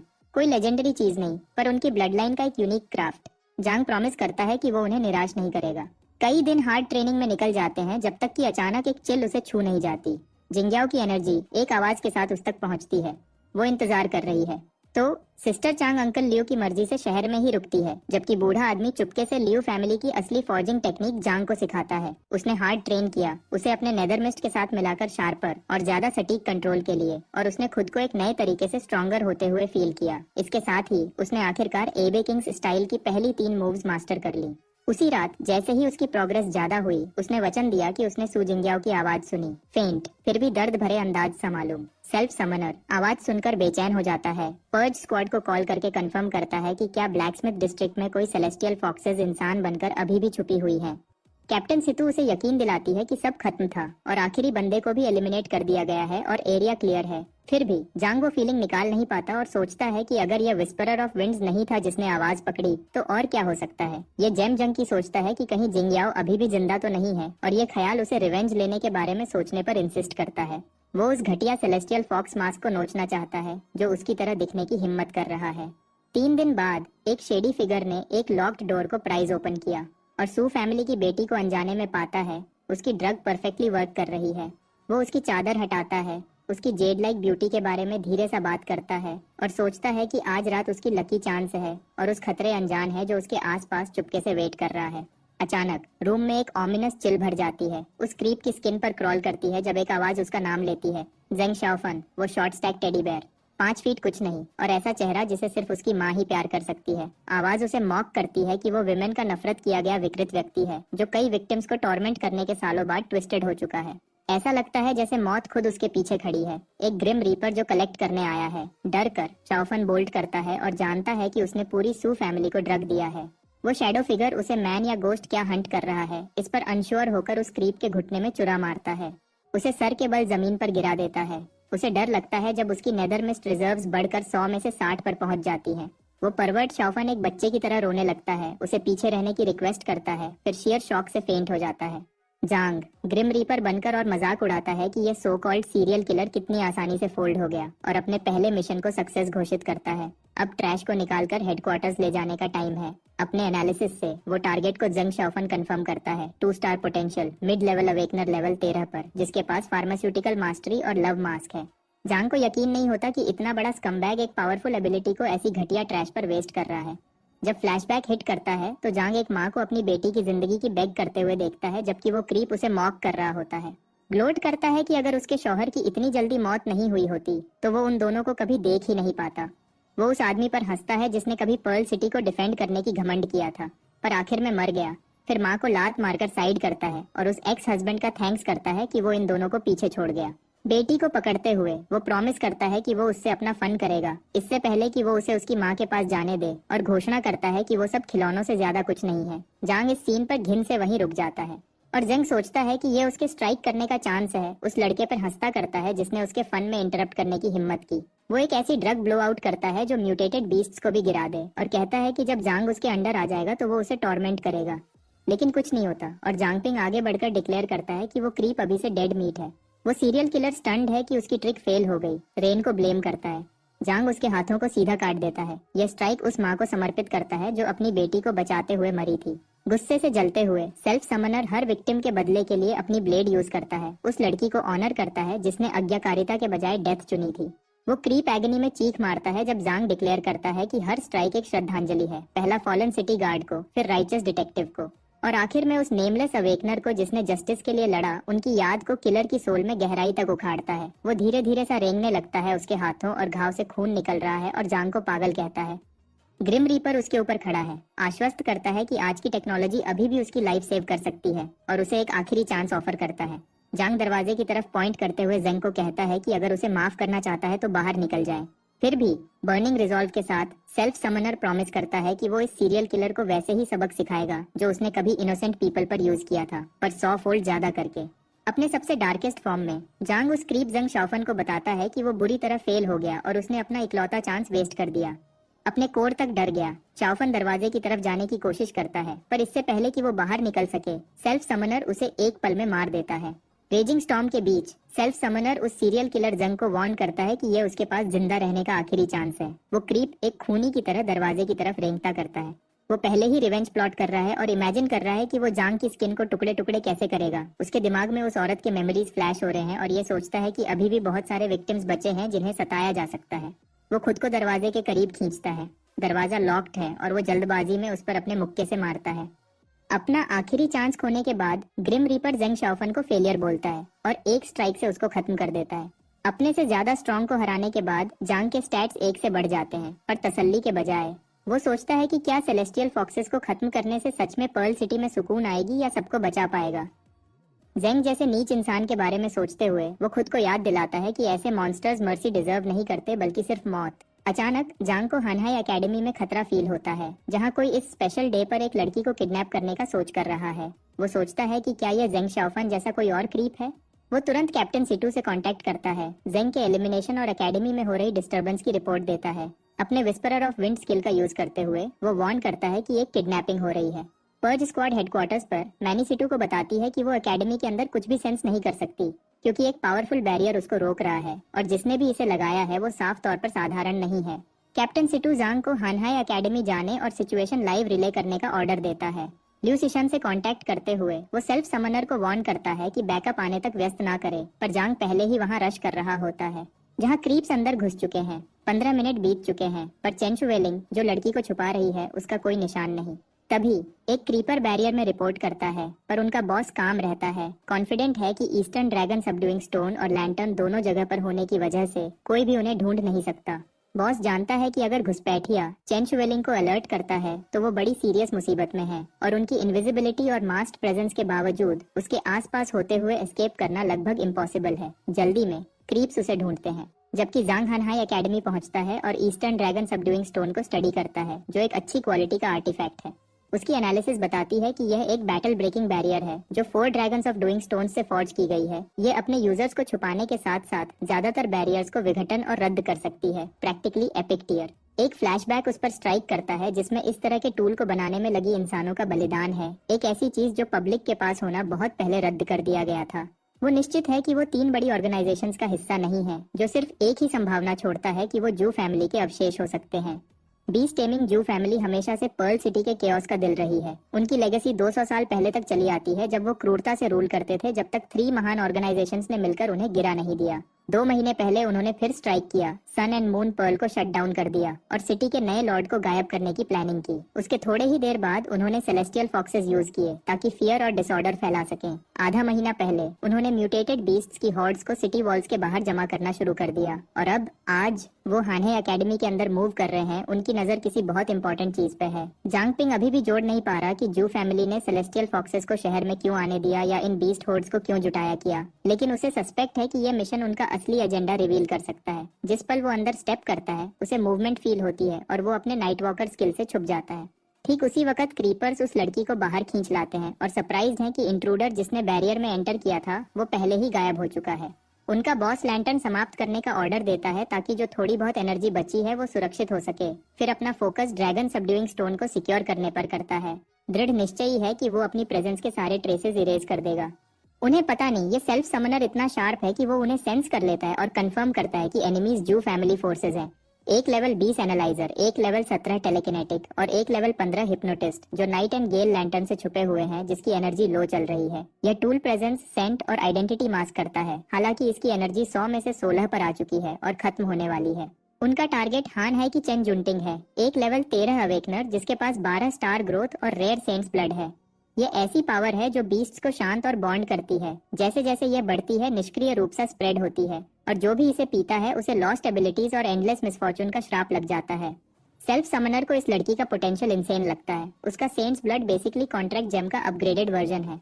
वो जानता है कि जू फैमिली जरूर किसी इनोसेंट बीस्ट को कंट्रोल करने के पीछे होगी। जब ट्रियो हवा में वैनिश हो जाता है, जांग उनके पीछे भागने को कहता है और मैनी को उनका ट्रेल ट्रैक करने को कहता है। पर्ज स्क्वाड में मैनी रिपोर्ट करती है कि वो आउटस्कर्ट्स की तरफ जा रहे हैं और सीसी टाइम पर नहीं पहुंच पाएगी। जांग बोलता है कि वो उन्हें रोकेगा, लेकिन सिटू उसे अपनी सेफ्टी करने को कहता है, पर कोई चांस नहीं कि ये जेम जंकी जू फैमिली को भागने करने दे। उसे पता है कि उसका नेदरमिस्ट सीसी को जरूरत का टाइम दिला सकता है। मिड एस्केप जू बॉस को एक और नेदरमिस्ट बीस्ट नजदीक आते हुए सेंस होता है, और भले ही जांग का भेस नीडिंग फॉर्जिंग टेक्निक की वजह से बना हुआ है, वो जानता है कि एक लेवल 20 एनालाइजर आसपास होने से रिस्की है। जब वो वुल्फ को स्कैन करने की कोशिश करता है तो जांग स्ट्राइक करता है ताकि उसे कट ऑफ कर सके। बॉस को हुआंग को ऑर्डर देने पर फोर्स होना पड़ता है कि वो बीस्ट को हिप्नोटाइज करे। उनके सरप्राइज के लिए ये सच में वर्क करता है, मगर सेल्फ समनर की इन्फिनिट मेंटल एनर्जी की वजह से वो सुरक्षित है। वो उनके साथ खेलता है और दिखाता है कि वो कंट्रोल में है। इससे पहले कि वो पास से अटैक करे और बुरी तरीके हुआंग के शोल्डर पर अपने दांत गाड़ दे, वो टेलीकिनेटिक स्नैप करता है और वुल्फ को हुआंग को छोड़ने का ऑर्डर देता है, जबकि जांग उसे नीचे गिराकर लेवल अप होकर 9 पर पहुंच जाता है। उस रोमांच से गुनगुनाता है कि अब सिर्फ 2 ही बचे हैं। अगला बंदा क्रशिंग ग्रेविटी यूज करता है और नेदरमिस्ट वुल्फ के अंदर सेल्फ समनर खुद को पिंड और उसे हिलने में मुश्किल होती है। बॉस तुरंत उसे जांच करता है। रिवील होता है कि वुल्फ पर्ज स्क्वाड का जांग पिंग है, एक लेवल 9 रुकी जिसकी एबिलिटीज अननोन है और आयरन सोल ब्लैकस्मिथ शॉप से रिश्ता है। इस डिस्कवरी से फायर्ड अप होकर बॉस उसे तंग करने के लिए कहता है कि हिम्मत कैसे हुई हीरो बनने की, और कहता है कि सिटू के स्क्वाड के किसी भी बंदे को नहीं छोड़ेगा। अब जांग बस काम रह सकता है और अपना अगला मूव कर सकता है। एनालाइजर में ऑफेंसिव स्किल्स की कमी हो सकती है, पर उसका एपिक रैंक्ड वेपन जांग का असल रूप अब सामने आ रहा है। जांग जल्दी रियलाइज करता है कि जू फैमिली की स्ट्रेंथ ज्यादातर उनके उपकरण में है। लकीली उनमें से कोई भी नेदरमिस्ट एक्टिवेशन में गड़बड़ नहीं करता। हालांकि वो सोचता है कि टेलीकिनेटिक उसके स्ट्राइक्स डिफ्लेक्ट क्यों नहीं कर रहा। जब जांग डॉज करता है और ट्रियो के खिलाफ पुश बैक करता है तो टेल्यूजर हुआंग एर अस्यूम करता है कि इसकी एबिलिटी हैवी एनर्जी ड्रेन करती है और ये देखने के लिए रुकता है कि ये कब थकेगा। जल्दी ही जांग को बात समझ आती है। टेल्यूजर बिल्कुल भी डिफ्लेक्ट नहीं कर सकता। इम्पेशेंट होकर वो टेलिब्रेट एक गोल्डन बीम फायर करता है और डिमांड करता है कि जांग किस लिए स्टॉलिंग कर रहा है। इधर सेल्फ समनर अपनी थ्योरी टेस्ट करने के लिए रेडी है। नेदर मिस्ट रिजर्व्स अब 25 पर स्टैक्ड है। ब्लेड्स उसकी तरफ उड़ते हैं और बॉस मॉक करता है कि अपनी अवज्ञा की आखिरी सांसों का मजा ले, पर जांग का स्नीकी काउंटर उन्हें ऑफ गार्ड पकड़ लेता है। जेम जंकी उनकी फ्लॉ पॉइंट आउट करता है कि हुआंग एर को टेलीकिनेसिस यूज करने के लिए अपने हाथों से एम करना पड़ता है, मतलब अगर उसके हैंड्स रिस्ट्रेन्ड हो गए तो वो यूजलेस है। जांग की स्पीड देखकर वो शॉक्ड है। वो बैरली रिएक्ट कर पाते हैं इससे पहले कि वो टेलीब्रेट को सेकंड्स में चुरा घोंप देता है। निराश होकर वो ब्रैट अपने आप को बिगाड़ता है ताकि उसका सीधा फ्री हो सके और वो जांग की रिस्ट पकड़ लेता है। जबकि बॉस टॉन्ट करता है कि लड़के की एनर्जी खत्म हो रही होगी। जांग बस बीच में मजाक उड़ाता है और फायर पावर यूज करता है। फ्लेम्स उन्हें लपेट लेती है जब तक कि वो टेलीब्रेट चिल्लाता नहीं और उसे दूर धकेल नहीं देता। वो आधा जिंदा जल चुका होता है। गोल्डन थंडर उसकी चेस्ट बाइंड कर रहा है। फिर भी जांग मजबूती से खड़ा रहता है जब हुआंग एर उसके ट्रिक्स पर स्नीयर करता है। उसने एक्सपेक्ट नहीं किया था कि उनका गियर फायर प्रूफ होगा, लेकिन वो साफ तौर पर फिनिशिंग ब्लो के लिए तैयार हो रहे हैं। हीरो बस स्माइल करता है और बोलता है, अब टाइम आ गया है। ये सुनकर वो हंसते हैं और सोचते हैं कि उसकी मौत का टाइम आ गया है, पर असली जवाब तब आता है जब वाटर मैजिक स्वीप करता है। उनका बैलेंस बिगाड़ देता है। वो फिर भी जांग पर हमला करते हैं, पर चौंक जाते हैं जब सीसी पीछे से स्ट्राइक करती है और हुआंग को एक ही मूव में आउट कर देती है। बॉस ये देखकर हैरान रह जाता है कि उसने इतनी आसानी से ये कैसे कर दिया। बॉस रियलाइज करता है कि असली ट्रबल अब यहाँ है जब सीसी सीधे उसकी तरफ चार्ज करती है। उसका बैलेंस बिगाड़ देती है। बात करने का कोई टाइम नहीं। फ्यूरियस है कि इस लड़के ने उन्हें इतनी देर तक रोके रखा। उसे रिंग यूज करने पर फोर्स होना पड़ता है। सीसी सडन इलेक्ट्रिक सर्ज को नहीं समझ पाती और उसे रुकने को कहती है, लेकिन बहुत देर हो चुकी है जब पावर स्पाइरल होकर आउट ऑफ कंट्रोल हो जाती है। वो जांग को पकड़ लेती है, उसे सेफ रखती है, भले ही वो आउट कोल्ड हो चुका है, और एडमिट करती है कि शर्म की बात है कि वो जू परिवार अवशेष को जिंदा नहीं पकड़ पाए। तभी मैनी की आवाज बीच में आती है। उसे जांग को तुरंत वापस लाने को कहती है। वो अवशेष कर्टन टूट चुका है। यह खबर सुनकर वो हिल जाती है। वो नकली लुआ, जिसे प्रिंसेस युए के नाम से ज्यादा जाना जाता है, वो बारिश में पर्ल सिटी को देखती है जब जामिंग को बुलाया जाता है। वो सिटी के बाहर म्यूटेटेड बीस्ट्स को इकट्ठा करने की तैयारियों के बारे में पूछती है और उसका नौकर उससे यकीन दिलाता है कि सब रेडी है। अचानक हवा में बिजली का एक तेज झटका लगता है जिससे वो दोनों चौंक जाते हैं। जामिंग तुरंत मिरियड थंडरिंग कॉल को पहचान लेता है और सोचता है कि क्या जू ज़ेयुन किसी मुसीबत में फंस गया है। उसे गुस्सा आता है कि फॉक्स को यह पता चल गया, इसलिए वो इस बात को सिर्फ गरज बोल के टाल देता है, पर युए को उस पर शक होता है। जब उस पर प्रेशर डाला जाता है, जामिंग जल्दी से एक एक्सक्यूज ढूंढता है। बोलता है कि उसे बचपन से ही थंडर फोबिया है। युए उस कायर पर ध्यान नहीं देती। उसे पूरा यकीन है कि वो आवाज सिटी वॉल्स के अंदर से आई थी, भले ही अब उसे कुछ दिख नहीं रहा। युए को वो टाइम याद आता है जब उसने एक आदमी को डेथ्स डोर पर देखा था जो उसकी नाक के नीचे से गायब हो गया था बिना कोई निशान छोड़े। उसे शक है कि यह वही है, एक हाई लेवल इल्यूजन, पर यह इंसानों के ट्रिक्स उनकी काइंडनेस पर काम नहीं करने चाहिए। फिर भी उसे पता है कि उनके इल्यूजरी टैक्टिक्स एक सेलेस्टियल फॉक्स की नजर को धुंधला सकते हैं और उसे यह ख्याल आता है कि शायद पूरी सिटी ही एक धोखा हो। इस चालाक प्लान पर खुश होकर उसकी हाईनेस अपना डोमेन फैलाती है। उधर सीसी आसमान में अजीब डिस्टॉर्शंस देखती है और सोचती है कि हानहाई एकेडमी की वो लड़की कहाँ चली गई। एक बात तो कंफर्म है, इल्यूजरी कर्टन अब हट रहा है। पूरी तरह से थका हुआ होने के बावजूद जोंग तब भी सीसी को नाइटिंगेल लैंटर्न यूज करने को कहता है। युए अपना डोमेन पूरी लिमिट तक फैलाती है और आखिरकार उस चूहे को सैंटेस के साथ भागते हुए देख लेती है। जेमिंग हैरान है कि उसकी हाइनेस ने उसको ढूंढ लिया, पर वो उनके चार्ज को रोक नहीं पाता। जू फैमिली फोर्सेस में एक अर्जेंट रिपोर्ट फैलता है जिसमें पता चलता है कि पर्ज स्क्वाड का सिटी में एक सीक्रेट एजेंट है जिसका नाम जांगपिंग है।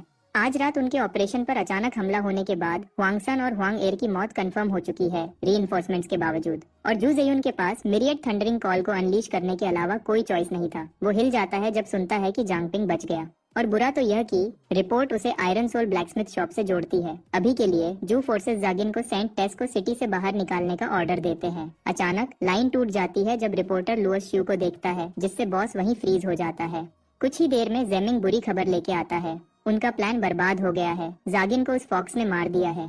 गुस्से में बॉस जेड को शैटर कर देता है। बोलता है कि इतने साल की मेहनत वेस्ट हो गई। जेमिंग ये भी बताता है कि सेंट टेस अभी भी जिंदा है, जो सेलेस्टियल फॉक्स का सबसे बड़ा डर है।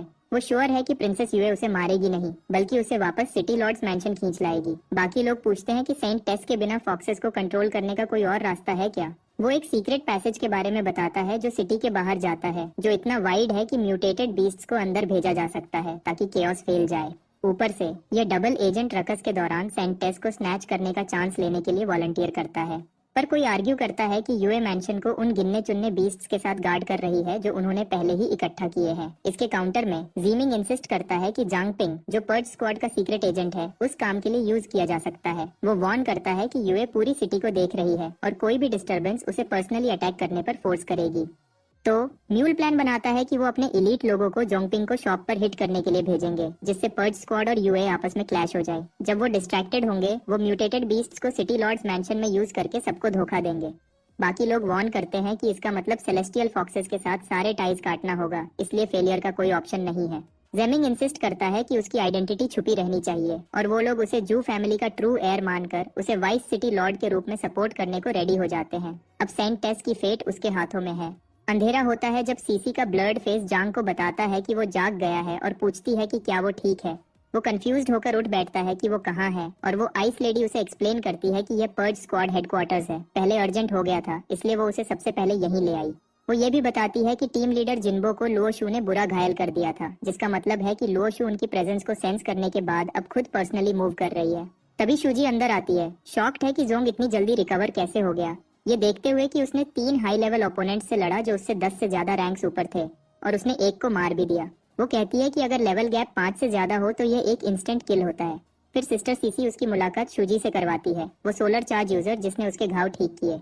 जांग, जो न्यूबी की तरह लो प्रोफाइल रखना चाहता है, मजाक करता है कि वो बस लकी था और कहता है जो मौत नहीं देता वो इंसान को स्ट्रॉन्गर बना देता है। तो वो सिस्टर शू का कर्जदार है, मानता है कि उन सबके बिना वो मर चुका होता। उसने सुना था कि ये औरत स्ट्रिक्ट है, पर उसे वो ऐसा नहीं लगती। शूजी इस बात को ब्रश ऑफ करती है, कहती है कि ये तो कुछ नहीं है क्योंकि वो अभी इल्यूजरी कर्टन को मेंटेन नहीं कर रही है। चिट चैट को खत्म करते हुए वो जांग को तुरंत सबसे मिलने को कहती है ताकि वो कल रात की फुल इंटेल शेयर कर सके और वो लड़का तुरंत अपना पहले वाला ख्याल उसके बारे में बदल देता है। मैनी पेपर वर्क में डूबा हुआ है जबकि शाओवे उसके बगल में नप ले रही है और वो ब्लॉन्ड क्यूटी कैप्टन से छुट्टी के लिए रिक्वेस्ट कर रही थी। वो भी हाथ उठाकर अग्री करती है, जिससे मैनी को गुस्सा आ जाता है जब उसे पता चलता है कि ये बिम्बो तब से जागी हुई थी और फिर भी हेल्प करने से मना कर रही है। पर वो फिर से खर्राटे लेने लगती है। गुस्से में मैनी उसे पंच मारने की कोशिश करती है, लेकिन ये स्लीपिंग ब्यूटी उसके हर स्विंग को आसानी से डॉज कर लेती है। कैप्टन बेचारे की तरह देखता है। वो जानता है कि हेडक्वार्टर्स में स्टाफ की बहुत कमी है और उनसे रिक्वेस्ट करता है कि फिलहाल उसके साथ एडजस्ट करें। शुजाई ठीक वक्त पर आ जाता है ताकि वर्कलोड कम हो और मैनी उसे गले लगा लेती है। वहीं कैप्टन सिटू ये बताती है कि जू फैमिली और सेलेस्टियल फॉक्सेस ने अपने दुश्मनों को मारने के लिए हाथ मिला लिया होगा, पर वो सच में एक साथ काम नहीं कर रहे। जू फैमिली ने सर्वेलेंस को ब्लॉक करने वाला शील्डिंग इफेक्ट के साथ एक बैरियर लगाया जो प्रूव करता है कि उन्हें इल्यूजरी लाइट सेलेस्टियल कर्टन के बारे में पता है। पर क्योंकि उन्होंने सेलेस्टियल फॉक्सेस को नहीं बताया, इसका मतलब है कि वो सीक्रेटली इसका यूज खुद के लिए करने की प्लानिंग कर रहे हैं। झुकना उनका स्टाइल नहीं है। फिलहाल वो फॉक्स के हेड से सीधे टक्कर लेने के लिए 2 हफ्ते पीछे हैं। साइटू को लगता है कि हनहाई एकेडमी की लड़की उन्हें हराने की है। उसने रिकॉर्ड्स चेक किए और पता चला कि हेडमास्टर चेन शुआइली का सिर्फ एक बेटा था, चेन हाउन, जिसको माना जाता है कि वो 14 साल पहले मर गया था, अनमैरिड और बिना किसी वारिसों के। अजीब बात यह है कि उसी साल चेन शुएली ने एक ग्रैंड डॉटर चेन जुनतिंग का अनाउंसमेंट किया, जिसका पर्ल सिटी से खून का कोई रिश्ता नहीं था, तो शायद वो किसी बाहर के गांव से थी। शुएली ने चेन जुनतिंग को इतना प्रोटेक्ट किया कि उसे 14 साल तक छुपा के रखा। उसकी सिटीजन फाइल ब्लैंक छोड़ दी, जिसमें अवेकनिंग या एबिलिटी का कोई निशान नहीं था। तभी जांग जोश में बोल उठता है कि वो उसकी पावर जानता है, सेंट टेस ब्लड। सिटू फ्रीज हो जाता है, सोचता है कि क्या वो सच में होली एंसेस्टर विलेज से है, हालांकि वो पूरी तरह श्योर नहीं था। वो सेल्फ समनर अपनी एबिलिटी एक्सप्लेन करता है, जबकि सिटी लॉर्ड्स मैंशन में प्रिंसेस यूए सेंट टेस के साथ चाय पी रही है। ब्लॉन्डी मासूमियत से पूछती है कि क्या यूए हमेशा से यहीं रहती है और उसे क्या परेशानी है। फिर खुशी खुशी अपने दादा की एडवाइस दोहराती है कि मीठी चीजें खाने से अच्छा फील होता है। यूए, जो अपनी लिमिट पर थी, इस एयरहेड को बर्दाश्त नहीं कर पाई और चुपके से विश किया कि यह मर जाए। लेकिन तभी सेंट टेस की सुनहरी आंखें उस पर लॉक हो जाती हैं, उसकी रूह तक काट देती हैं और यूए को रियलाइज होता है कि यह लड़की उसकी किलिंग इंटेंट के सामने पलक तक नहीं झपक रही है। सेंट टेस खुशी खुशी एक कुकी यूए के मुंह में ठोंस देती है, जिससे यूए गिल्टी फील करने लगती है और वॉर नहीं कर पाती। फिर वो चाय की बुराई करती है, ब्रूअर को इडियट बोलती है, अनजाने में यूए को ऑफेंड कर देती है। मिस गुडी एक फ्रेश पॉट बनाने का ऑफर करती है, लेकिन वो लड़की यूए को और ज्यादा परेशान कर देती है। यूए कंफ्यूज थी क्योंकि उसके सीने में गिल्ट सा खींच रहा था। वो मान नहीं सकती कि सेलेस्टियल फॉक्स क्लैन की प्रिंसेस में ऐसी कमी हो सकती है, पर इस लड़की में कुछ तो गड़बड़ लगती है, जिससे यूए सोचने लगती है कि ये असल में है कौन। पर्ज स्क्वाड ट्रेनिंग रूम में सिस्टर सीसी जांगपिंग के साथ स्पारिंग कर रही है। वो नोट करती है कि उसका नेदर मिस्ट उसके वाटर एलिमेंट की तरह काम करता है। फॉर्म्स शिफ्ट कर सकता है और माइंड से कंट्रोल हो सकता है। वो एक्सप्लेन करती है कि फर्क ये है कि उसका वाटर दोबारा उत्पन्न होने वाला है, जबकि उसका nether mist one time use है, क्योंकि वो सॉलिडिफाई होने के बाद उसे दोबारा अमूर्तियां बनाना नहीं सीख पाया। फिर भी सीसी मानती है कि अगर वो उसे पानी की तरह बहा सके, सॉलिड, लिक्विड और गैस के बीच शिफ्ट कर सके, तो वो और ज्यादा यूजफुल होगा। जांग कोनोहा के गारा के बारे में सोचते हुए और एडमिट करता है कि उसके नेदर मिस्ट में अपनी आदतें हैं, पर कम से कम उसे स्टोर करने के लिए मटके घसीटने नहीं पड़ते। सीसी अचानक फुल स्पीड से चार्ज करती है, जांग को अलर्ट रहने और गार्ड अप रखने पर मजबूर करती है। एक स्ट्राइक उसे उड़ता हुआ भेजती है, लेकिन वो नेदर मिस्ट से इम्पैक्ट को कुशन कर लेता है। वो नोट करती है कि अच्छी बात है कि वो डर को नेदर मिस्ट में बदल सकता है, जिससे उसकी ड्यूरेबिलिटी की कमी पूरी हो जाती है। फिर उसकी ब्लिजर्ड आती है, जिसको वो प्रो की तरह डॉज करता है, लेकिन कैच हो जाता है जब गिरता हुआ बर्फ पिघलकर पानी में बदल जाता है और उसे जकड़ देता है। ऊपर के आइस स्पाइक्स से डिस्ट्रैक्टेड होकर वो सीधा उसके जाल में गिर जाता है। सीसी उसे याद दिलाती है कि अगर ओपोनेंट उसे डरता नहीं है तो नेदर मिस्ट काम नहीं करेगा, लेकिन वो सेल्फ समनर इंसिस्ट करता है कि उसे सिर्फ एक अच्छा स्ट्राइक चाहिए। तभी उसकी नेदर मिस्ट डैगर सीधी उसकी तरफ उड़कर जाती है और उसके वाटर प्रिजन को आसानी से तोड़ देती है। हैरान होकर वो एडमिट करती है कि उसके अटैक्स ने उसके डिफेंसेस को लेवल गैप के बावजूद सरपास कर दिया। वो गेस करती है कि वो नेदर मिस्ट बीस्ट्स शायद किसी किंग लेवल म्यूटेटेड क्रीचर के आगे की नस्ल होंगे। सीसी को लगता है कि नेदर मिस्ट बीस्ट्स ने कोई स्पेशल ट्रेट दे दिया होगा, जिससे उसका नेदर मिस्ट उसके लेवल से ज्यादा जोर से हिट करता है। पर वो पॉइंट आउट करती है कि रियल कॉम्बैट में वो अभी भी बेकार है, और अगर ये असल लड़ाई होती तो मर चुका होता। अचानक जांग जोर से चिल्लाता है, क्योंकि खौलते हुए पानी से उसकी स्किन जल जाती है। उसने कभी सोचा भी नहीं था कि वो उसे गर्म भी कर सकती है। सीसी उसे कहती है कि वो अपनी एबिलिटी के नेचर को सच में स्टडी करे, एक्सप्लेन करते हुए कि पानी कैसे बर्फ, स्टीम या खौलता हुआ गर्म बन सकता है और हर फॉर्म जंग को बदल सकती है। जांग फिर एक मिस्ट स्पाइडर बनाता है, लेकिन सीसी घबरा जाती है और उस गुई चीज को पिस्टल वाटर से उड़ा देती है। अगली ही पल जांग पानी निगल लेता है और सीसी पैनिक हो जाती है। वो उसे हिलाकर कहती है कि वो जल्दी थूक दे, क्योंकि प्योर वाटर बहुत टॉक्सिक होता है। वो प्रोटेस्ट करता है कि वो उसे पहले ही गले घोंट कर मार देगी, तो वो पीछे हट जाती है, लेकिन फिर वो अजीब फील करने की शिकायत करता है। एक पल में उसकी पैंट्स नीचे गिर जाती है और टांगों की जगह उसकी कमर के नीचे सिर्फ पानी था। अपेरेंटली सिर के नीचे उसका पूरा शरीर पानी में बदल चुका था, जिससे वो पूरा डर जाता है। जांग को रियलाइज होता है कि उसने एक और एबिलिटी अवेकन कर ली है। एनालिसिस यूज करके वो ओमनीवोर को आइडेंटिफाई करता है, जो एक स्पेशल सब्सटेंस कंज्यूम करने पर यूनिक कंडीशन अक्वायर करने का 10% चांस देता है, और शुद्ध पानी शरीर उसे सभी फिजिकल अटैक से रेजिस्टेंस देता है। उसके लेवल 6 का होना और एक साथ 2 एबिलिटीज अवेकन करना जबरदस्त था। वो अपनी नई पावर्स को समझना शुरू करता है, हालांकि ओमनीवोर का पूरा इफेक्ट अभी भी मिस्ट्री है। सीसी पूछती है कि क्या वो ठीक है या पिघल रहा है, और जांग उसे बताता है कि उसे एडजस्ट होने में बस थोड़ा टाइम लगेगा। वो सोचता है कि क्या नेदर मिस्ट बॉडी और प्योर वाटर बॉडी में कुछ ट्रेट्स कॉमन हैं, जिससे वो उन्हें अपने नेदर मिस्ट ट्रांसफॉर्मेशन की तरह यूज कर सके। फोकस करके वो जमीन पे छलक जाता है। शुरू में तो खुश होता है, लेकिन दोबारा फॉर्म नहीं पा पाता। अपने अगले अटेम्प्ट पर वो फाइनली नॉर्मल हो जाता है और पूरी तरह नंगा, जिससे उसकी बहन शर्मा जाती है और बोलती है कि वो जल्दी अपने कपड़े पहने। जांग एक्सप्लेन करता है कि उसने वो पानी निगल लिया था जो उसने क्रिएट किया था, और इससे प्योर वाटर बॉडी अवेकन हुई, एक ऐसी पावर जिसका वाटर एलिमेंट यूजर सिर्फ सपना ही देख सकते थे। सीसी उसकी तेज ग्रोथ पर हैरान है। उसे शक है कि यह उसके अनलिमिटेड लेवल अवेकनर होने की पहचान हो सकती है। अचानक उसे इन्फॉर्म किया जाता है कि आयरन सोल पर अटैक हुआ है, और वो बैकअप के लिए सारी यूनिट्स को डिस्पैच कर देती है। जांग जानता है कि जामिन और दूसरे खतरे में हैं। अपनी नई एबिलिटी पर ट्रस्ट करते हुए कि वो पानी में बदलकर फिसलकर निकल सकता है, वो जाने की जिद करता है, भले ही सीसी वार्निंग देती है कि यह ट्रैप हो सकता है, और वो आखिरकार उसे अपने साथ आने देती है। आयरन सोल ब्लैकस्मिथ शॉप पर जांग, सीसी और दूसरे हैरान थे कि असैसिन्स कहां से आए। सीसी तुरंत कुछ आदमियों को सर्वाइवर्स ढूंढने के लिए ऑर्गेनाइज करती है, जबकि दूसरा ग्रुप और अटैकर्स आने की सूरत में डिफेंसेस सेटअप करता है, और वो तुरंत उसके ऑर्डर्स फॉलो करते हैं। सीसी चैंग, जो इंजर्ड थी, धीरे से उसका नाम लेती है, और यह लड़का तुरंत उसके पास दौड़ जाता है। वो उसे जल्दी करने को कहती है, बोलती है कि अंकल लियू और वांग जनमिन दोनों बुरी तरह घायल हैं। सीसी आती है और जांग को कहती है कि वो दूसरों को चेक करेगी, जबकि वो सीसी चैंग के साथ रहे, और वो ध्यान से उसके कटे हुए हाथ पर पट्टी बांधता है। वो उसकी इंजरी के बारे में पूछता है, लेकिन वो उस बात को टाल देती है, कहती है कि ठीक है, और एक हाथ खो देने से वो मर नहीं जाएगी। थोड़ी देर बाद सीसी अपनी टीम के साथ वापस आती है और जख्मियों को इलाज के लिए ले जाने का ऑर्डर देती है। जांग जिमिन की तरफ मुड़ता है, जो शांत पड़ी थी, कोई रिस्पॉन्स नहीं दे रही थी। आइस लेडी सीसी जांग को दोबारा बताती है कि जिमिन की चोटें सिर्फ फ्लैश वुंड्स, मामूली घाव हैं, और वो सिर्फ बेहोश है। वो वंडर वुमन कहती है कि वो सुकून में है कि वो जिंदा है, लेकिन अपने छोटे भाई को केयरफुल रहने की वार्निंग देती है। नोट करती है कि असैसिन्स ने साफ तौर पर उसी को टारगेट किया था। वो पूछती है कि क्या उसने पावरफुल दुश्मन बना लिए हैं, लेकिन जांग उसे हीलिंग पर फोकस करने को कहता है। सीसी आगे ऐड करती है कि सिटी में रुकना अनसेफ है और पर्ज स्क्वाड उन्हें इलाज के लिए एक सेफ हाउस में ले जाएगा। जांग अपना सर नीचे कर लेता है, खुद को ब्लेम करते हुए रियलाइज करता है कि पर्ल सिटी में बीस्ट टेमिंग जू फैमिली ही अकेला ग्रुप है जो उसकी मौत चाहता है। सीसी तुरंत इन्वेस्टिगेट करने का प्रॉमिस करती है, जबकि लुओ पास में एनर्जी सेंस करती है। जांग तुरंत उसकी आवाज पहचान लेता है और जानता है कि वो बहुत पास होनी चाहिए। लुओ सोचती है कि खतरे को लटका देने से बेहतर है कि पहले ही वार किया जाए। यह सेल्फ समनर जल्दी से सीसी को पकड़ लेता है और उसे खतरे से बाहर खींच लेता है, जिससे लुओ शू उसके टाइमिंग से इम्प्रेस हो जाती है। वो चेक करता है कि सीसी ठीक है या नहीं और वो सिर हिला देती है, सवाल करती है कि एक सपोजिडली टॉप सीक्रेट ऑपरेशन के लिए लुओ इतनी जल्दी कैसे आ गई। जांग सजेस्ट करता है कि वो शायद पहले से ही सिटी को वॉच कर रही होगी। उसी पल लुओ शू जांग को पहचान लेती है और वो उसे फॉर्मर क्लासमेट की तरह ग्रीट करता है। वो आइस लेडी उसे पीछे हटने की वार्निंग देती है और लुओ को रोकने के लिए मैजिकल ब्लिजर्ड से अटैक करती है। वह सेलेस्टियल फॉक्सेस का तेज दिमाग नोट करता है। सीसी डेडली फोर्स यूज करने में बिल्कुल नहीं हिचकिचाती। इसका मतलब है उसकी आइडेंटिटी एक्सपोज हो चुकी है। जेम जंकी के लिए सेलेस्टियल फॉक्सेस के टॉप डॉग को एनालाइज करने के लिए इतनी रेंज काफी नहीं है। लुओ को रियलाइज होता है कि सारी गड़बड़ के पीछे यही लोग हैं और सीसी डर से हक्का बक्का रह जाती है जब लुओ उसके डिफेंसेस को एक ही स्ट्राइक से तोड़ देती है।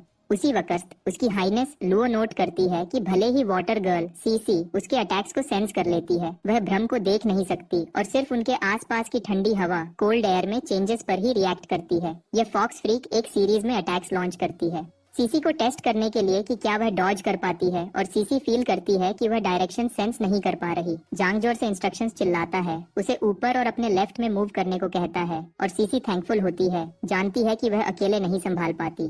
वह हर स्ट्राइक को अपनी आइस सोर्ड से डिफ्लेक्ट कर देती है, जिससे इम्पोस्टर लुओ हैरान रह जाती है। उसे रियलाइज होता है कि जांग उसके हर मूव को एंटिसिपेट कर रहा है, साफ तौर पर उनके भेस को देख रहा है।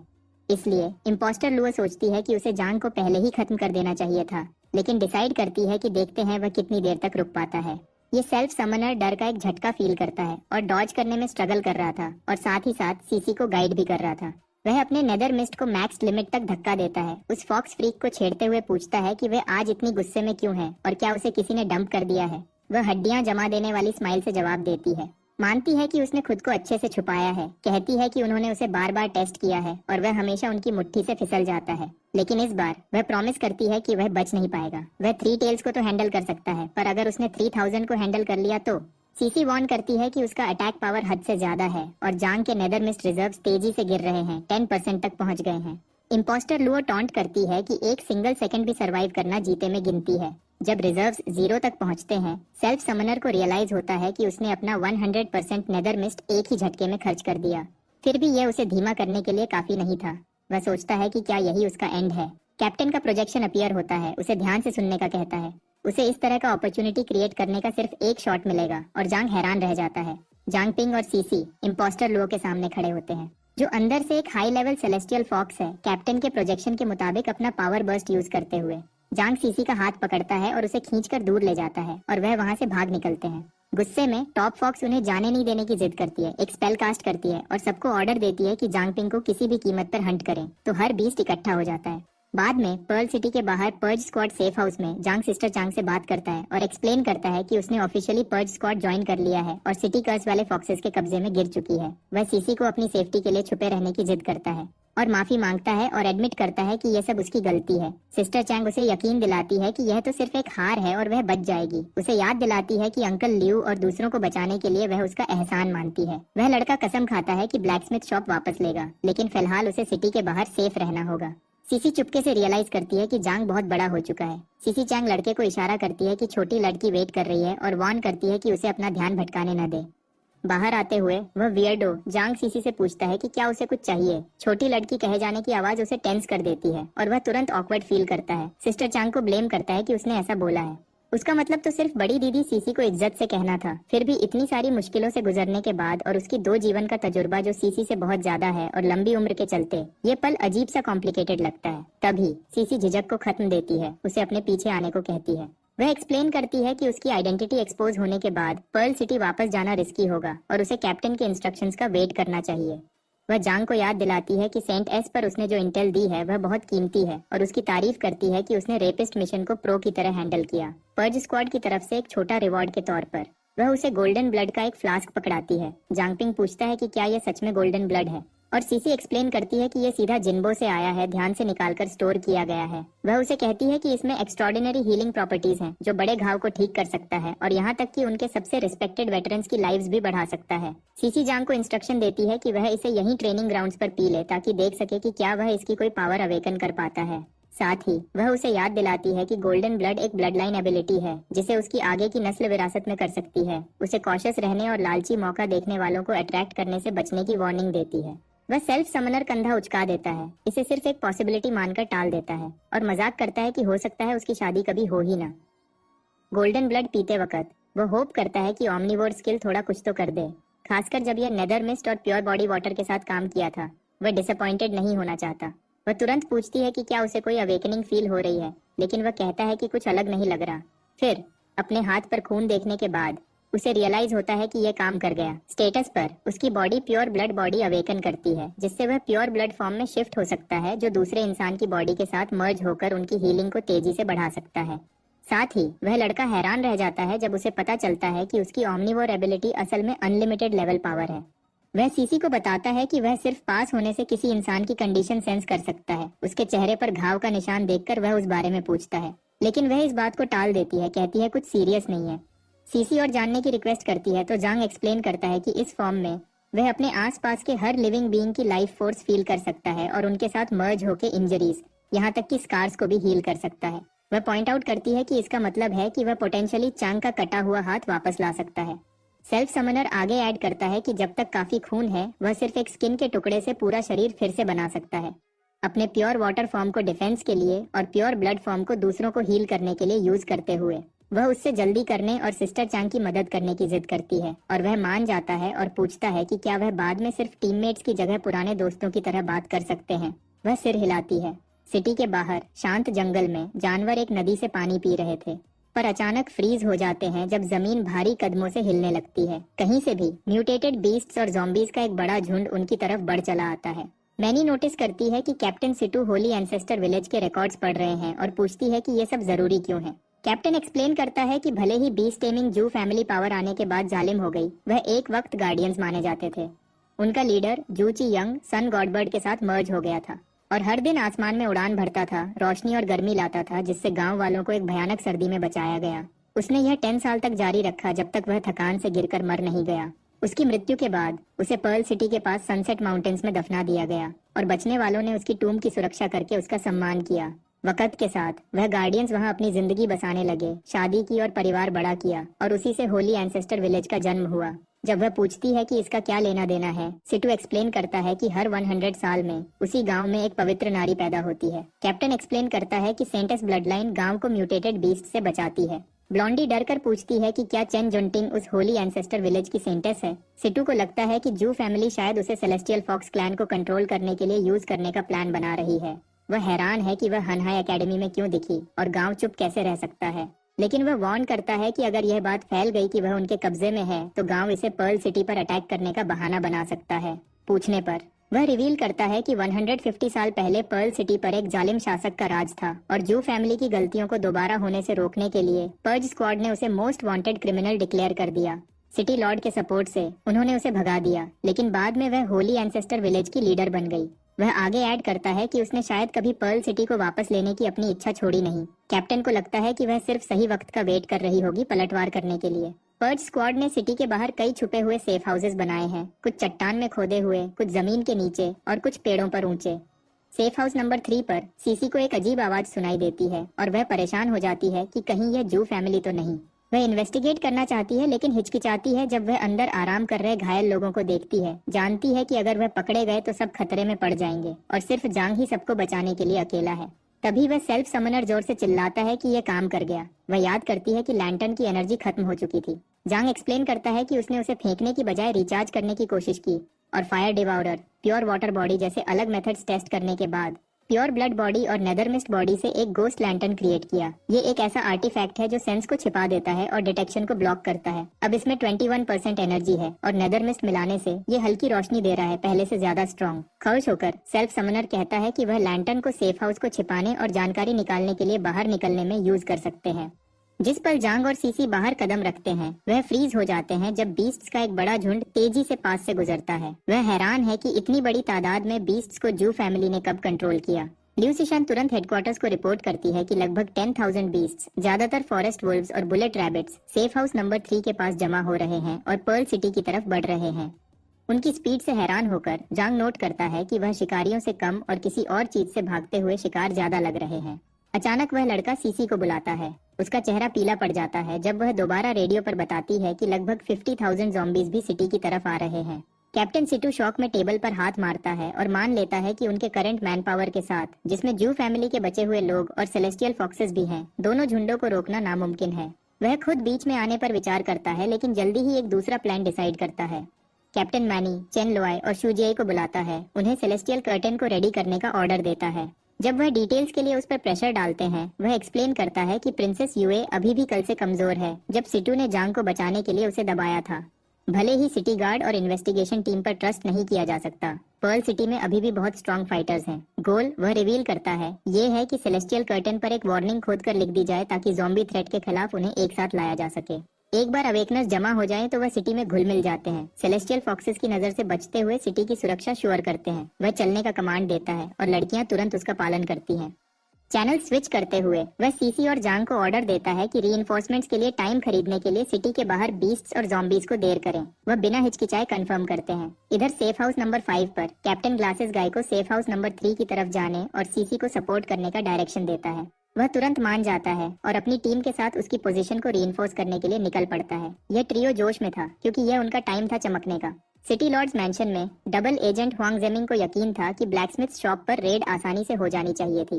वह जू फोर्सेस को रिपोर्ट करता है कि प्रिंसेस यूवे अंदर नहीं है, जिससे उन्हें नेक्स्ट स्टेप पर मूव करने की परमिशन मिलती है। लेकिन खबर आती है कि जू रेमनेंट्स मुश्किल में फंस गए हैं। सिटी के बाहर अज्ञात ज़ॉम्बीज का अचानक से एक झुंड अपीयर हुआ है, जिससे म्यूटेटेड बीस्ट्स में अफरा तफरी मच गई है। किसी को नहीं पता कि इसका हाथ किसके पीछे है और जेमिंग ठंडे से ऑर्डर देता है कि इस डिजास्टर को संभाला जाए उससे पहले कि यह और ज्यादा फैल जाए। वह वार्न करता है कि अगर प्लान फेल हो गया तो सब खत्म है। अपनी फेलियर से परेशान वह खुद एक्शन लेने का डिसाइड करता है। डिटरमेंट था कि सेंटेस को ट्रैक डाउन करेगा और मौका आने पर उसे पकड़ लेगा। तभी जेमिंग मुड़ता है और सिटी गार्ड स्क्वाड 1 को चुपचाप उसके पीछे खड़ा पाता है। उसे कोई आइडिया नहीं था कि कैप्टन लिन केडी अपने आदमियों के साथ यहाँ क्यों है। मजबूरन प्यारी स्माइल लाते हुए जेमिंग पोलाइट तरीके से कैप्टन से पूछता है कि वह आज क्यों आए हैं, खासकर जब सिटी लॉर्ड मौजूद नहीं है, और ऑफर करता है कि कोई जरूरी बात हो तो वह आगे पहुंचा देगा। लेकिन लिन उसे पूरी तरह इग्नोर करता है और अपने स्क्वाड के साथ आगे बढ़ जाता है। जेमिंग को हल्का सा शक होने लगता है। सोचता है कि क्या इस आदमी को उस पर कोई शक है। जब लिन एक दरवाजे से धक्का देकर अंदर जाता है तो उसकी परेशानी और बढ़ जाती है।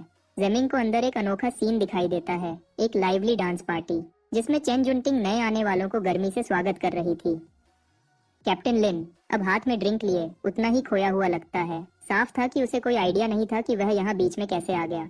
उसे याद आता है कि प्रिंसेस यूए ने उन्हें यहाँ इनवाइट किया था। भले ही उसके पास जांगपिंग को पकड़ने का ऑर्डर था, मम्मी जैसे आदमी, लिन को यह याद आकर अभी भी पेट में गंदगी फील होती है। जंटिंग लिन को बेवकूफ होने पर छेड़ती है, जबकि लिन सोचता है कि क्या प्रिंसेस यूए सच में वह थी जिसने उन्हें बुलाया था। अचानक जंटिंग से एक अजीब ऑरा आने लगता है जो लिन को जबरदस्त फील कराता है कि वह अपने क्लैन के किंग के पास खड़ा है। जंटिंग अपने दादा की बात को याद करते हुए कि कुछ भी वेस्ट नहीं करना, एक क्लेम बोल्डली करती है और लिन इंस्टिंक्ट से लेडी सेंटेस के आगे घुटने टेक देता है।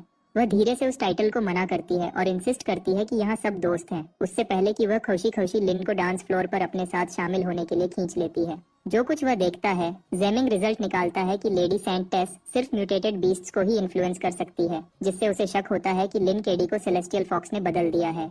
उसे यकीन है कि प्रिंसेस यूवे उस पर ट्रस्ट नहीं करती कि उसे ऐसे सीक्रेट शेयर करे, और ज्यादा ऑब्जर्व करते हुए उसे शक होता है कि सिटी गार्ड में कोई सच्चा इंसान बाकी है भी या नहीं। मानता है कि उन्हें सबको सेलेस्टियल फॉक्सेस में बदल दिया गया है और अब वह चेन जुनटिंग के कंट्रोल में है, कुछ ऐसा जिससे लेडी सेंटेस खुद अनजान लगती है। उसे एक मौका मिलता है तो जेमिंग सोचता है कि जंटिंग को अपने साइड में मिलाने की कोशिश की जाए, जिससे उनका प्लान आसानी से अगले फेज में बढ़ जाएगा। इस बात को ध्यान में रखते हुए वह इस गोल्डन गर्ल के साथ बातचीत शुरू करता है, जो खुशी खुशी नए दोस्तों को खेलने के लिए ढूंढ रही थी। कभी एक्सपेक्ट नहीं किया था कि सिस लुओ उसके सम्मान में इतनी बड़ी पार्टी रखेगी।